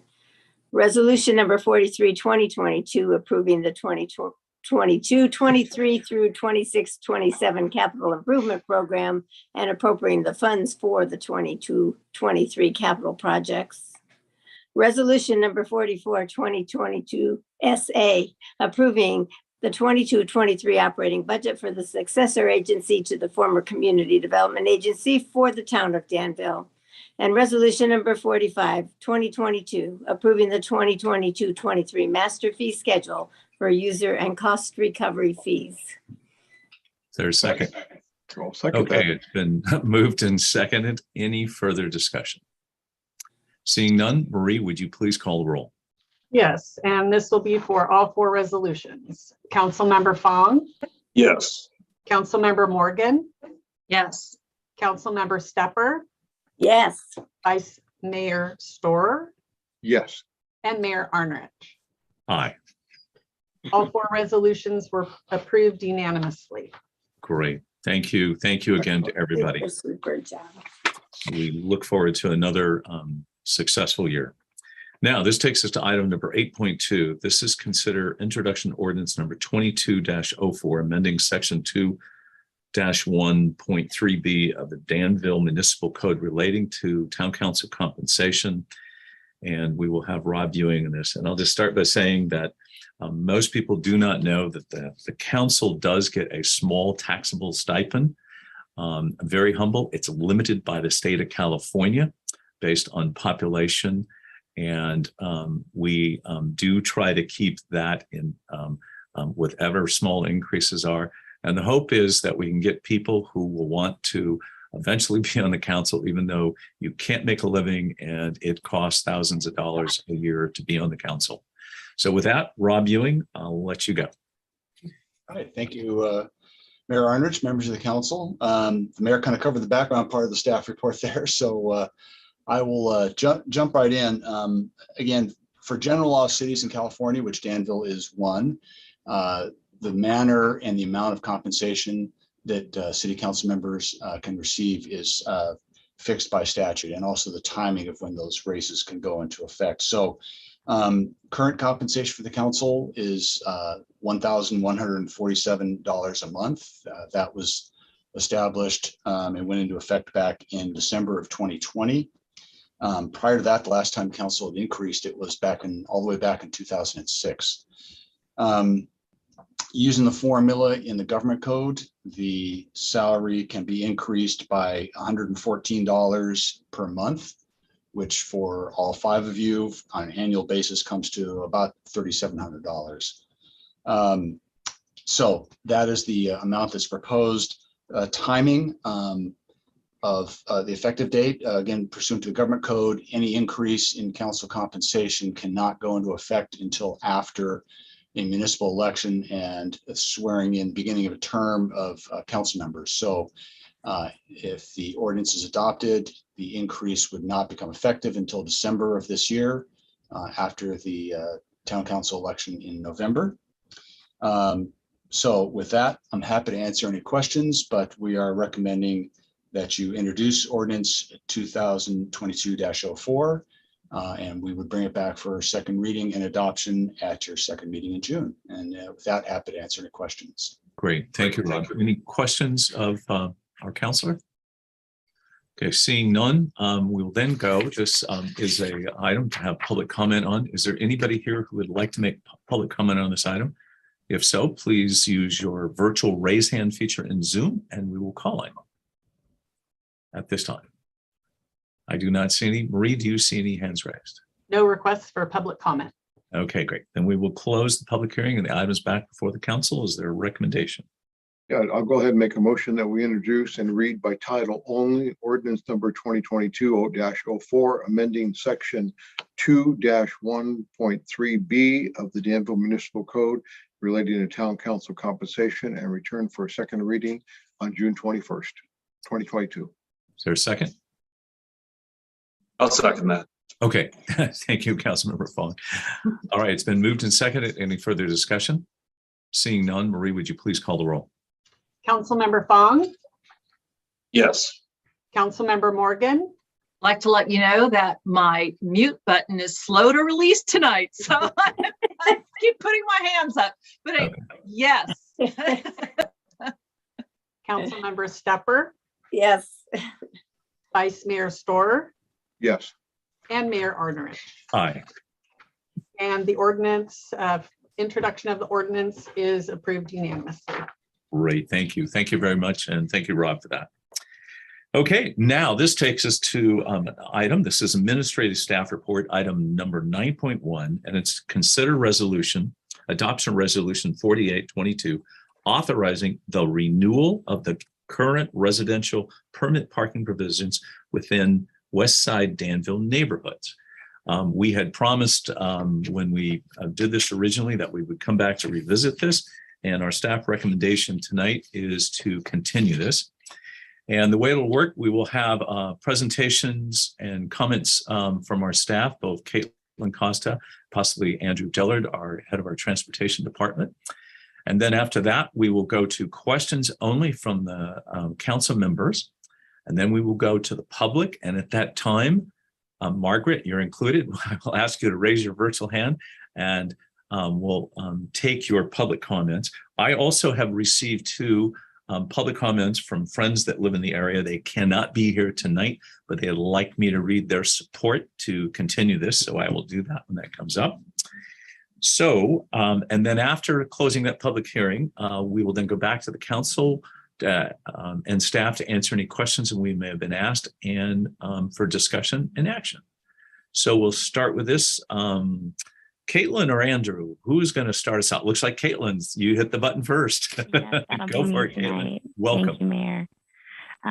Please allow me to share my screen. I have a short presentation on this item. Good evening, everyone. My name is Caitlin, Transportation Program Specialist with the town of Danville.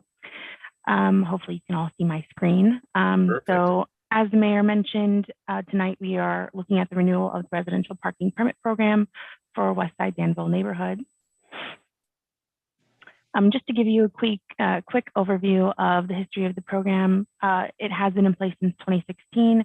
It came about out of our NTMP program. So residents of the West Side neighborhoods wanted to put in place an on-street permit parking program to temper the impact of San Ramon Valley High School overflow parking in their neighborhood. So in fall of 2016, the residents of Los Broncos Drive, Glen Road, southern section, Camino Amigo, Verona Avenue, Camino Amigo Court, Alice Court, Verona Court, and Love Lane all became subject to the parking permit program, which is about 200 parcels. In 2019, it was revisited for an extension, and that extension was granted pending evaluation of the new San Ramon Valley High School parking lot addition. The extension came up in 2021, but was renewed for an additional year because of the COVID-19 pandemic impact on parking. And there was also a request to staff to conduct field observations for parking activity, which we have done in the year since. And ahead of this meeting this year, staff also surveyed residents in the participating streets to judge public opinion on the program.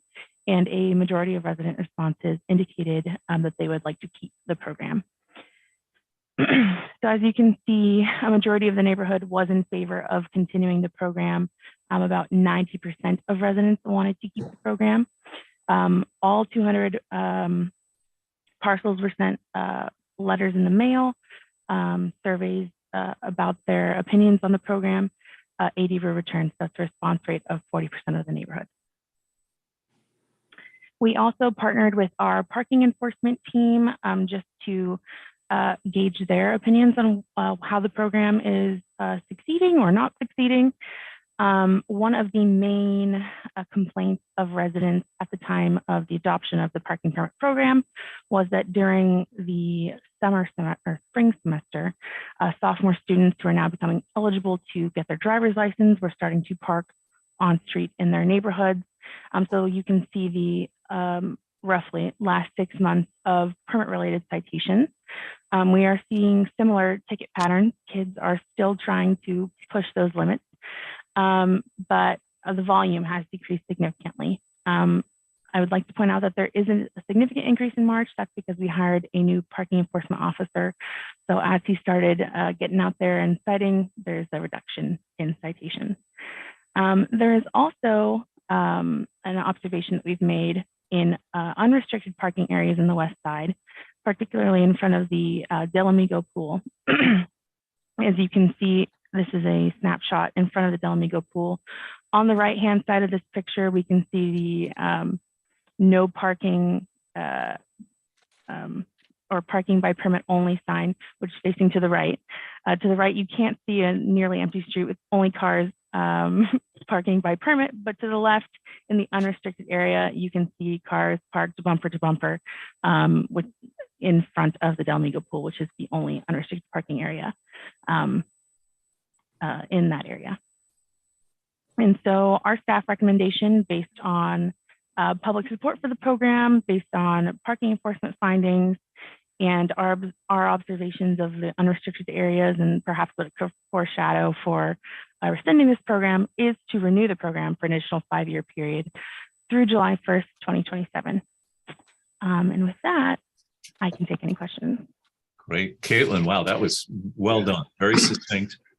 And we really appreciate bringing to the council all the data to bring this back. So if we can maybe stop the screen share, and then we will go to the council. Are there any questions of council members of staff at this time? Councilmember Fong, then Vice Mayor Stewart, and Councilmember Morgan. Dave? Yes, thank you. And Caitlin, great presentation. Thank you.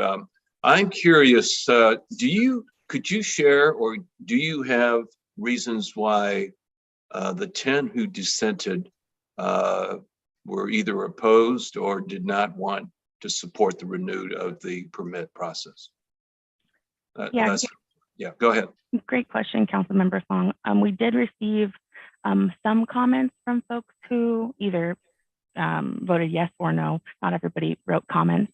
Some of the dissenting comments were that they did not have an issue with parking in front of their home. Not really sure if that's a chicken and an egg thing, if the parking permit program is the reason why they don't have an issue with parking in front of their home or not. But that was one of the main reasons why. Okay.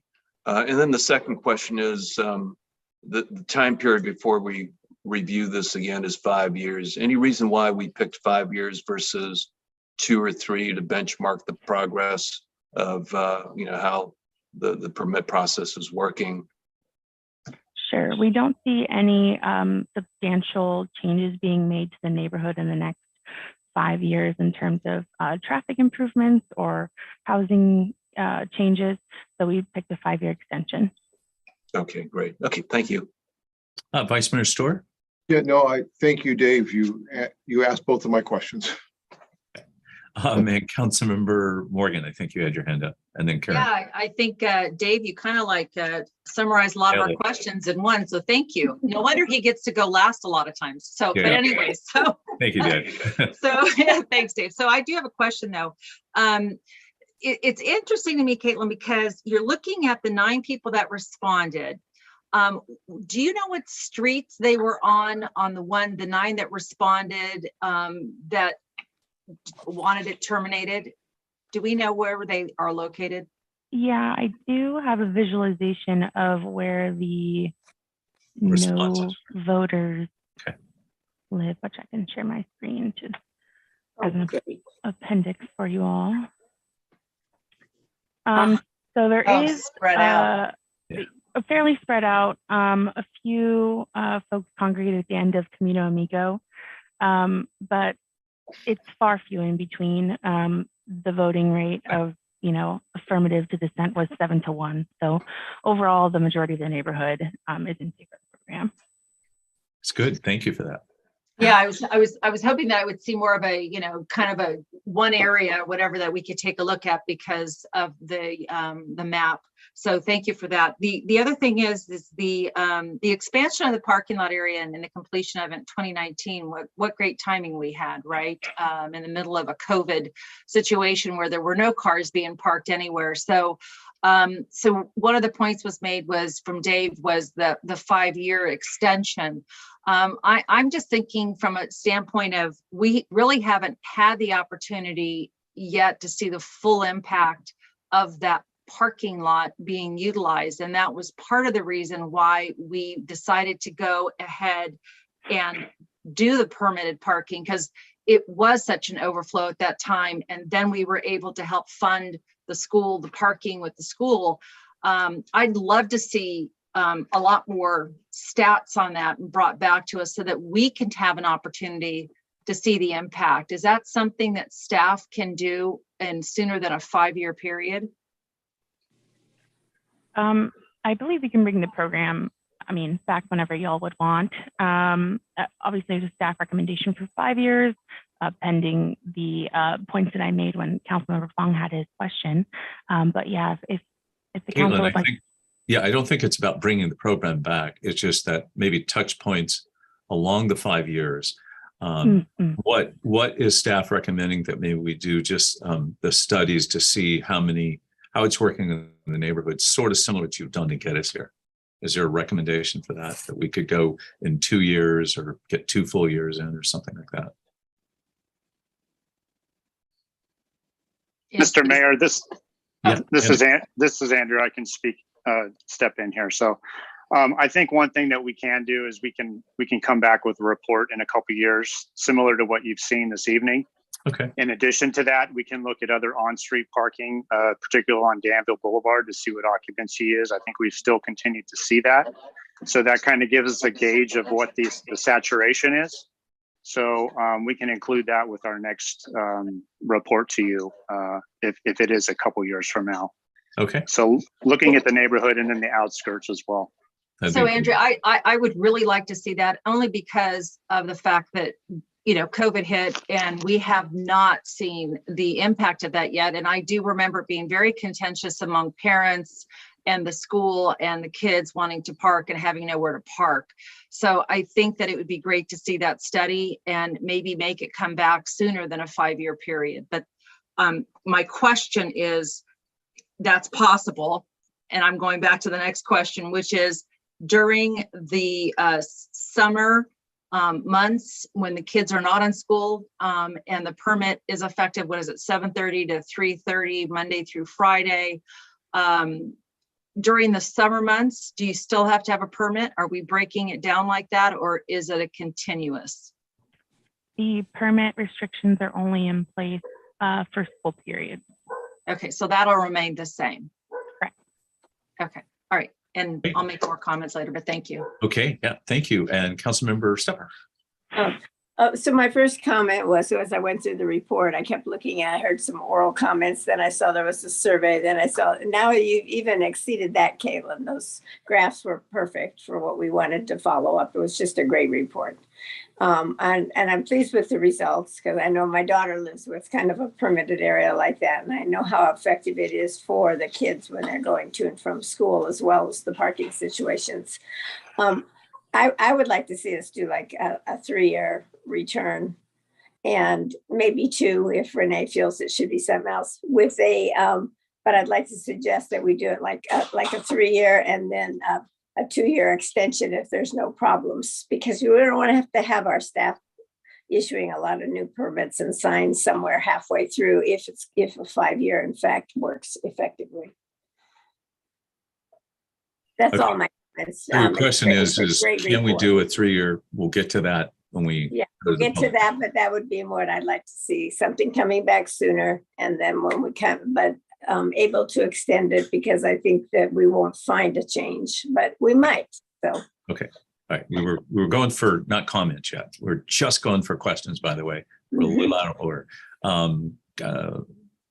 Vice Mayor Storr and then Dave Fong. He's on mute. Muted, Robert. That's so rookie, Jesus. Any problems along the way that maybe we've had to adjust, like for instance, someone selling their house and the transfer of, permit from new owners? Have you worked through any bugs throughout the last couple of years? Andy? Sure, I can take that one. So through the police department, they're the ones responsible for issuing permits, and they do a fantastic job with issuing permits to new residents, renters if they're moving in and out. So they keep tabs of that. They have a spreadsheet, a database, and there hasn't been any issues with that. So. Oh, great. Okay, thanks for that information. Great, thank you. Councilmember Fong. Yeah, 2 questions. First, Caitlin, have you partnered or reached out to the school to figure out if there's opportunities to encourage students to look for alternative transportation, just as like, cycles? I mean, I see a lot more e-bikes now out there. And then you have the cyclists. And so that's one question, which is, reaching out to the school, because I think we have a bigger problem longer term, which is just too much traffic out there, motorized traffic. And then the second question is, are you getting any anecdotal information or feedback about other adjacent community clusters where students may be parking their car and then looking for, and basically they, what's the term? They shuttle together to school? Sure, great questions. To address your most recent question, I have not received any comments about students parking farther off on the fringes of the permitted area, and then shuttling to school. We haven't heard any complaints about student parking in that area since the permit parking program has been enacted pretty much. And then secondly, to address your first question, you're absolutely right. This is more than just an issue of parking capacity. Ultimately, down the road, it is a modal issue as well.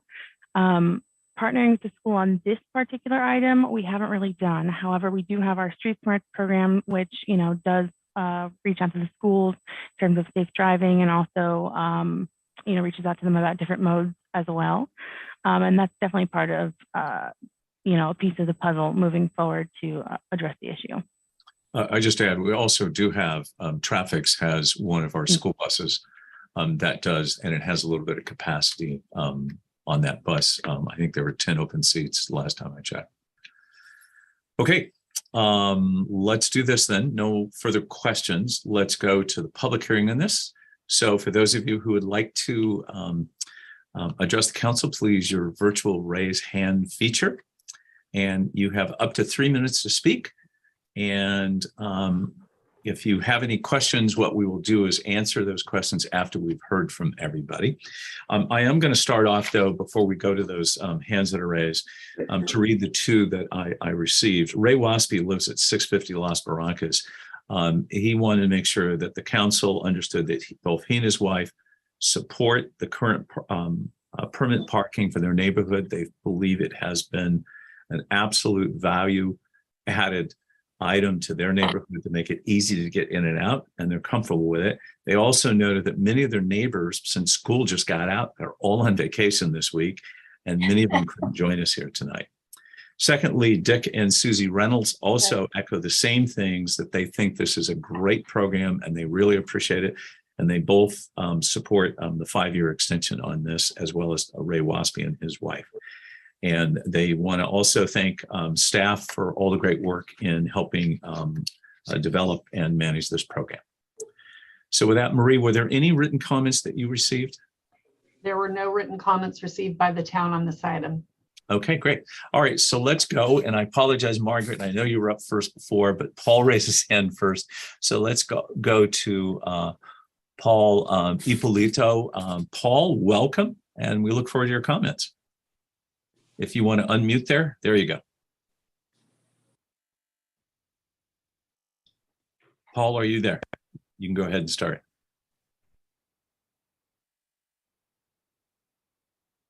Paul, I just to let you know, we do not hear anything from you. So you might want to check. Neighborhood. There you go, In Paul. the last 5 or 6 years, there's probably 25 to 30 children living in this neighborhood. Before the parking restrictions were put in place, we had numerous violations from the Parking Enforcement Bureau that came down our street. There were cars parking on the curb, leading in and out of Estrella.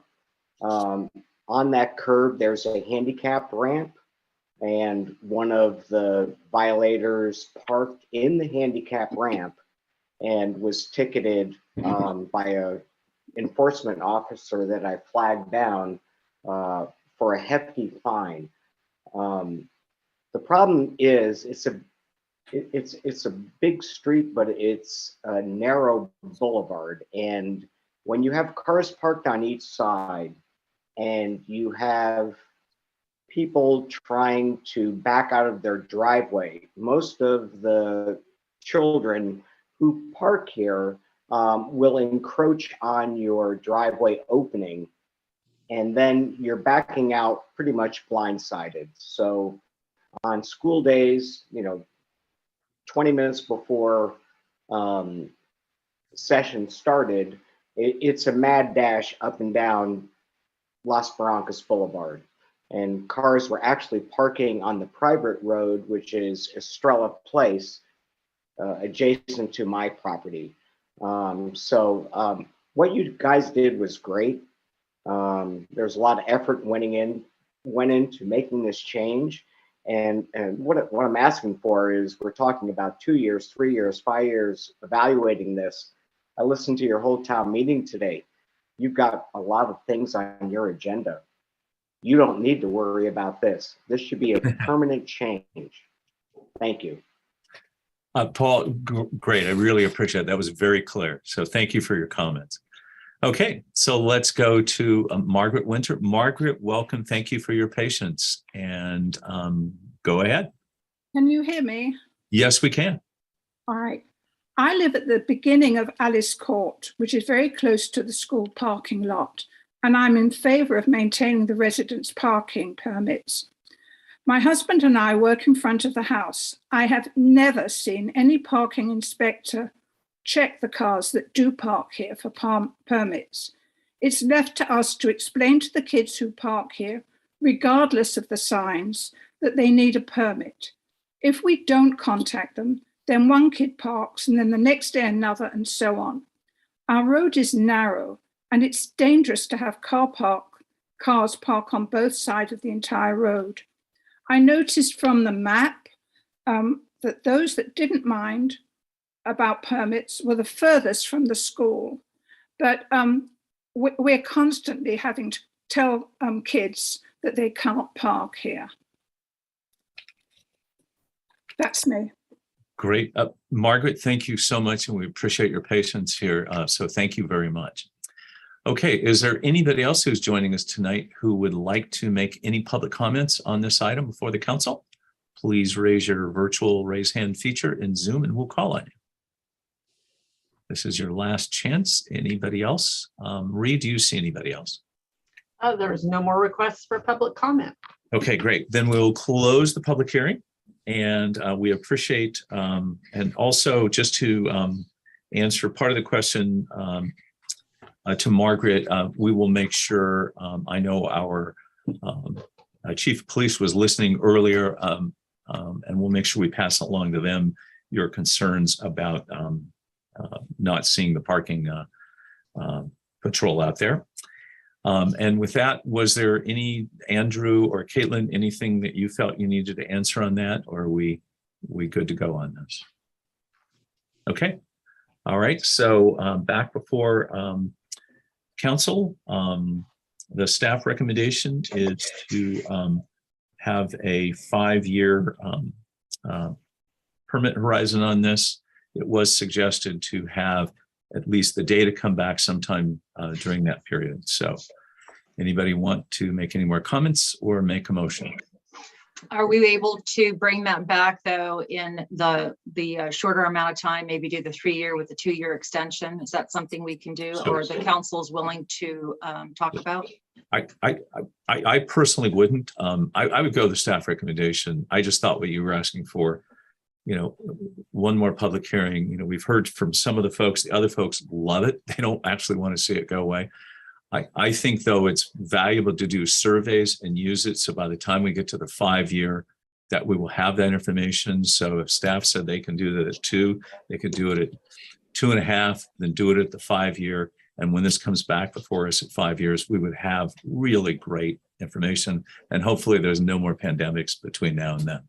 So maybe what we could do then is just ask staff for just to keep us posted on that. And if by chance we have to bring it back, we can. Right. So with that, I would be willing to make a motion to adopt resolution number 48-2022, authorizing the renewal of residential permit parking provisions within the West Side Danville neighborhoods as stated. For the 5 years as presented. Okay. As the 5, well, yeah, exactly. Okay. As stated.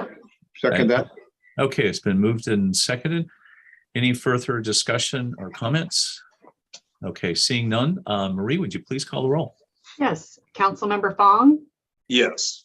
Councilmember Morgan, Yes. Councilmember Stepper, Yes. Vice Mayor Storer, Yes. and Mayor Arnerich. Aye, The resolution was approved unanimously. great. Caitlin, thank you for an excellent report, by the way. And we look forward to seeing more from you. And Andrew, again, thanks for all the work you guys do with your very tiny team. Okay, tiny, sometimes one person, so very good. All right, this takes us, and again, thank you to those who made comments here tonight as well.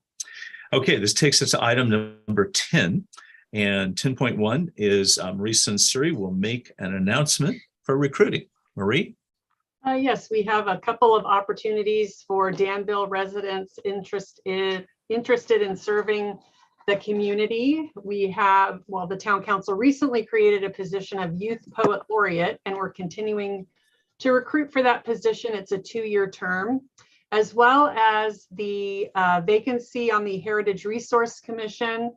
There is a requirement that individual, those applicants are licensed architects, and these are volunteer positions. The applications for both of those positions are available on the town website and are due in October 6th at 4 o'clock, with interviews taking place with the full town council on October 18th.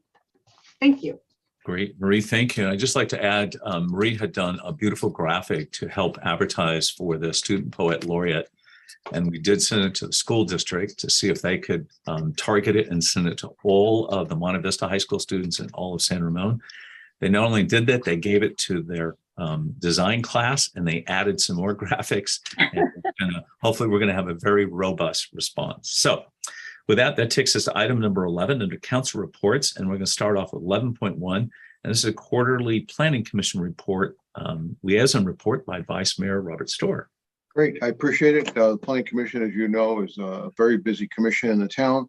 But most importantly, they just approved the FOS project, which is going to be a fairly large project in downtown on Harts, 37 units with front facade of retail.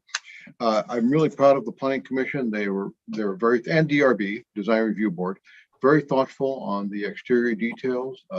Very thoughtful, even down to the tiniest details on how water was going to enter the creek. They really put together, really wonderful questions on this and got it approved. Eric Chevalier, who owns the address, is a Danville resident. He's going to probably live in this project, and he's built some quality homes in Danville, and he's just a quality builder. And I think this is going to be a nice addition to the downtown.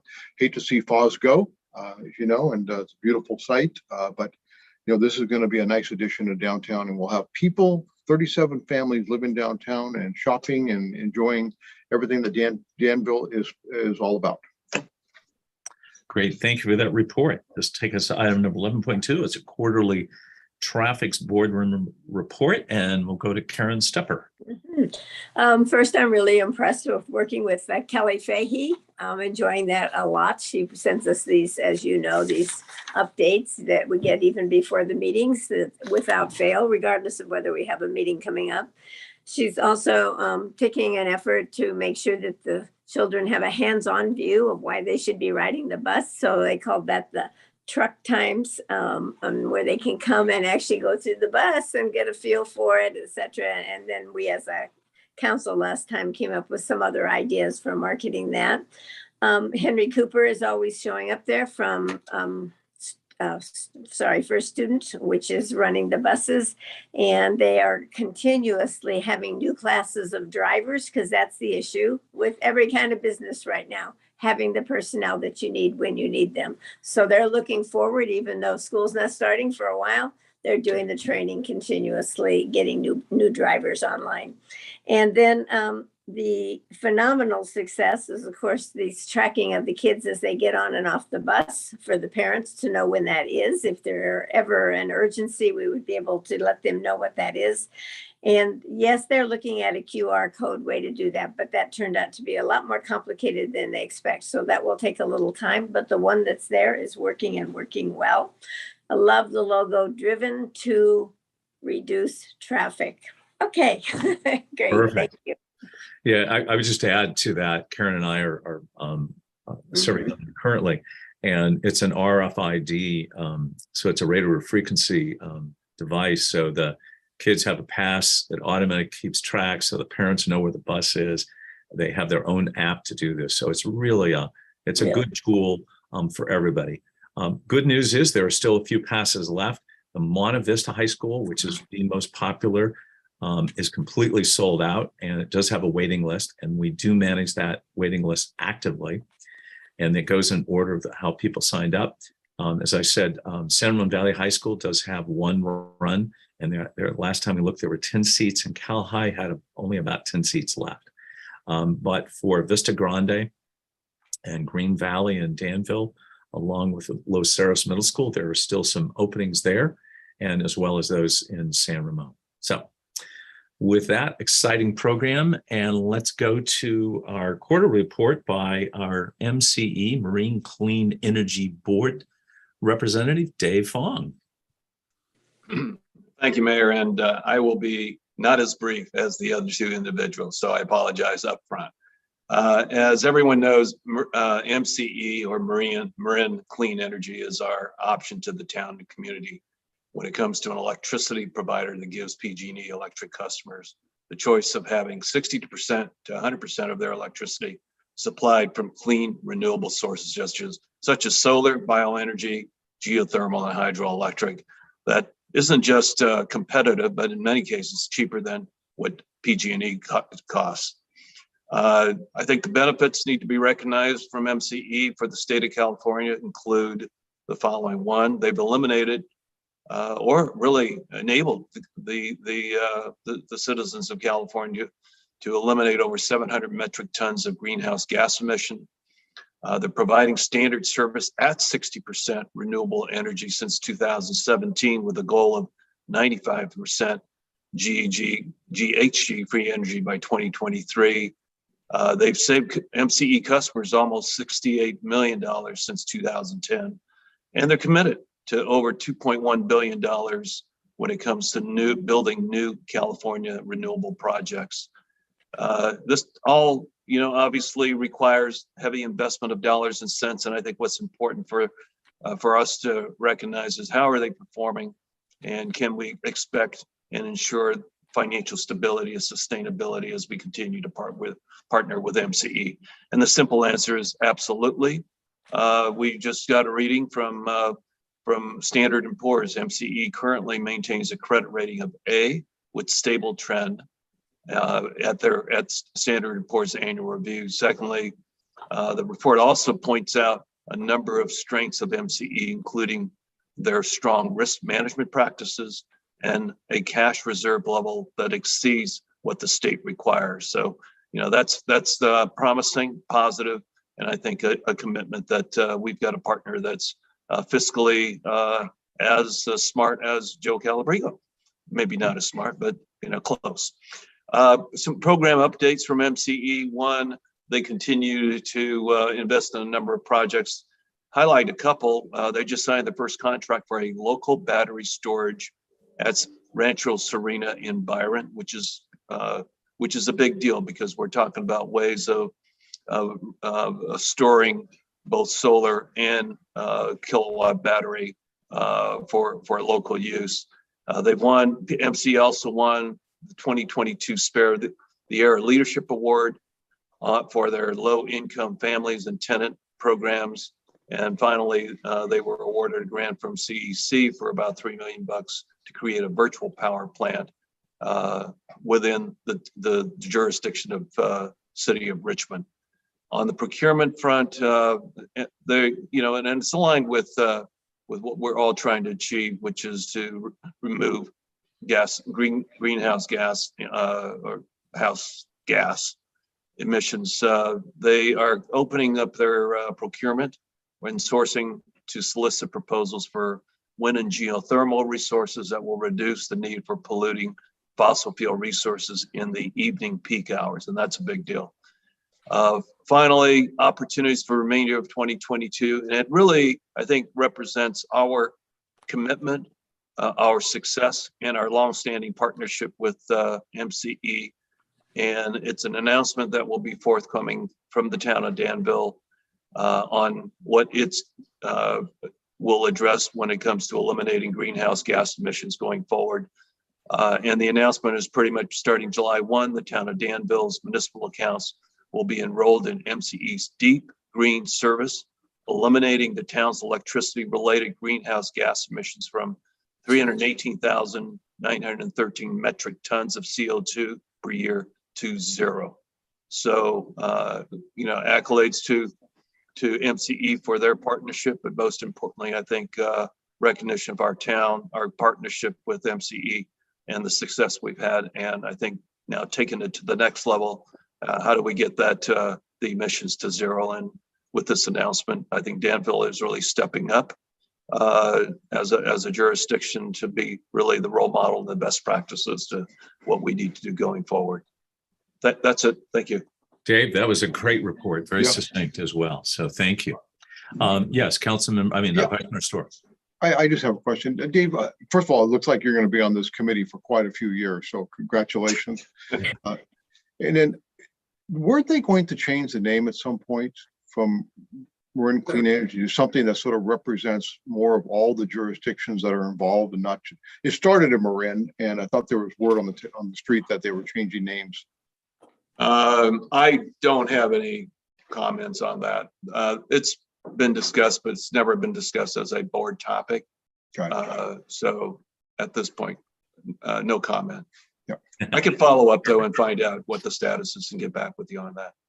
Perfect. Good. Okay. Thank you. Thank you very much then. All right, 11.4. Are there any other council updates at this time? Okay, seeing none. With that, thank you, everybody. Joe, to all our staff, thank you for an outstanding effort to get us to what is always our biggest moment of the year, is getting our annual budget passed. So thank you for that. And we will reconvene here back in 2 weeks.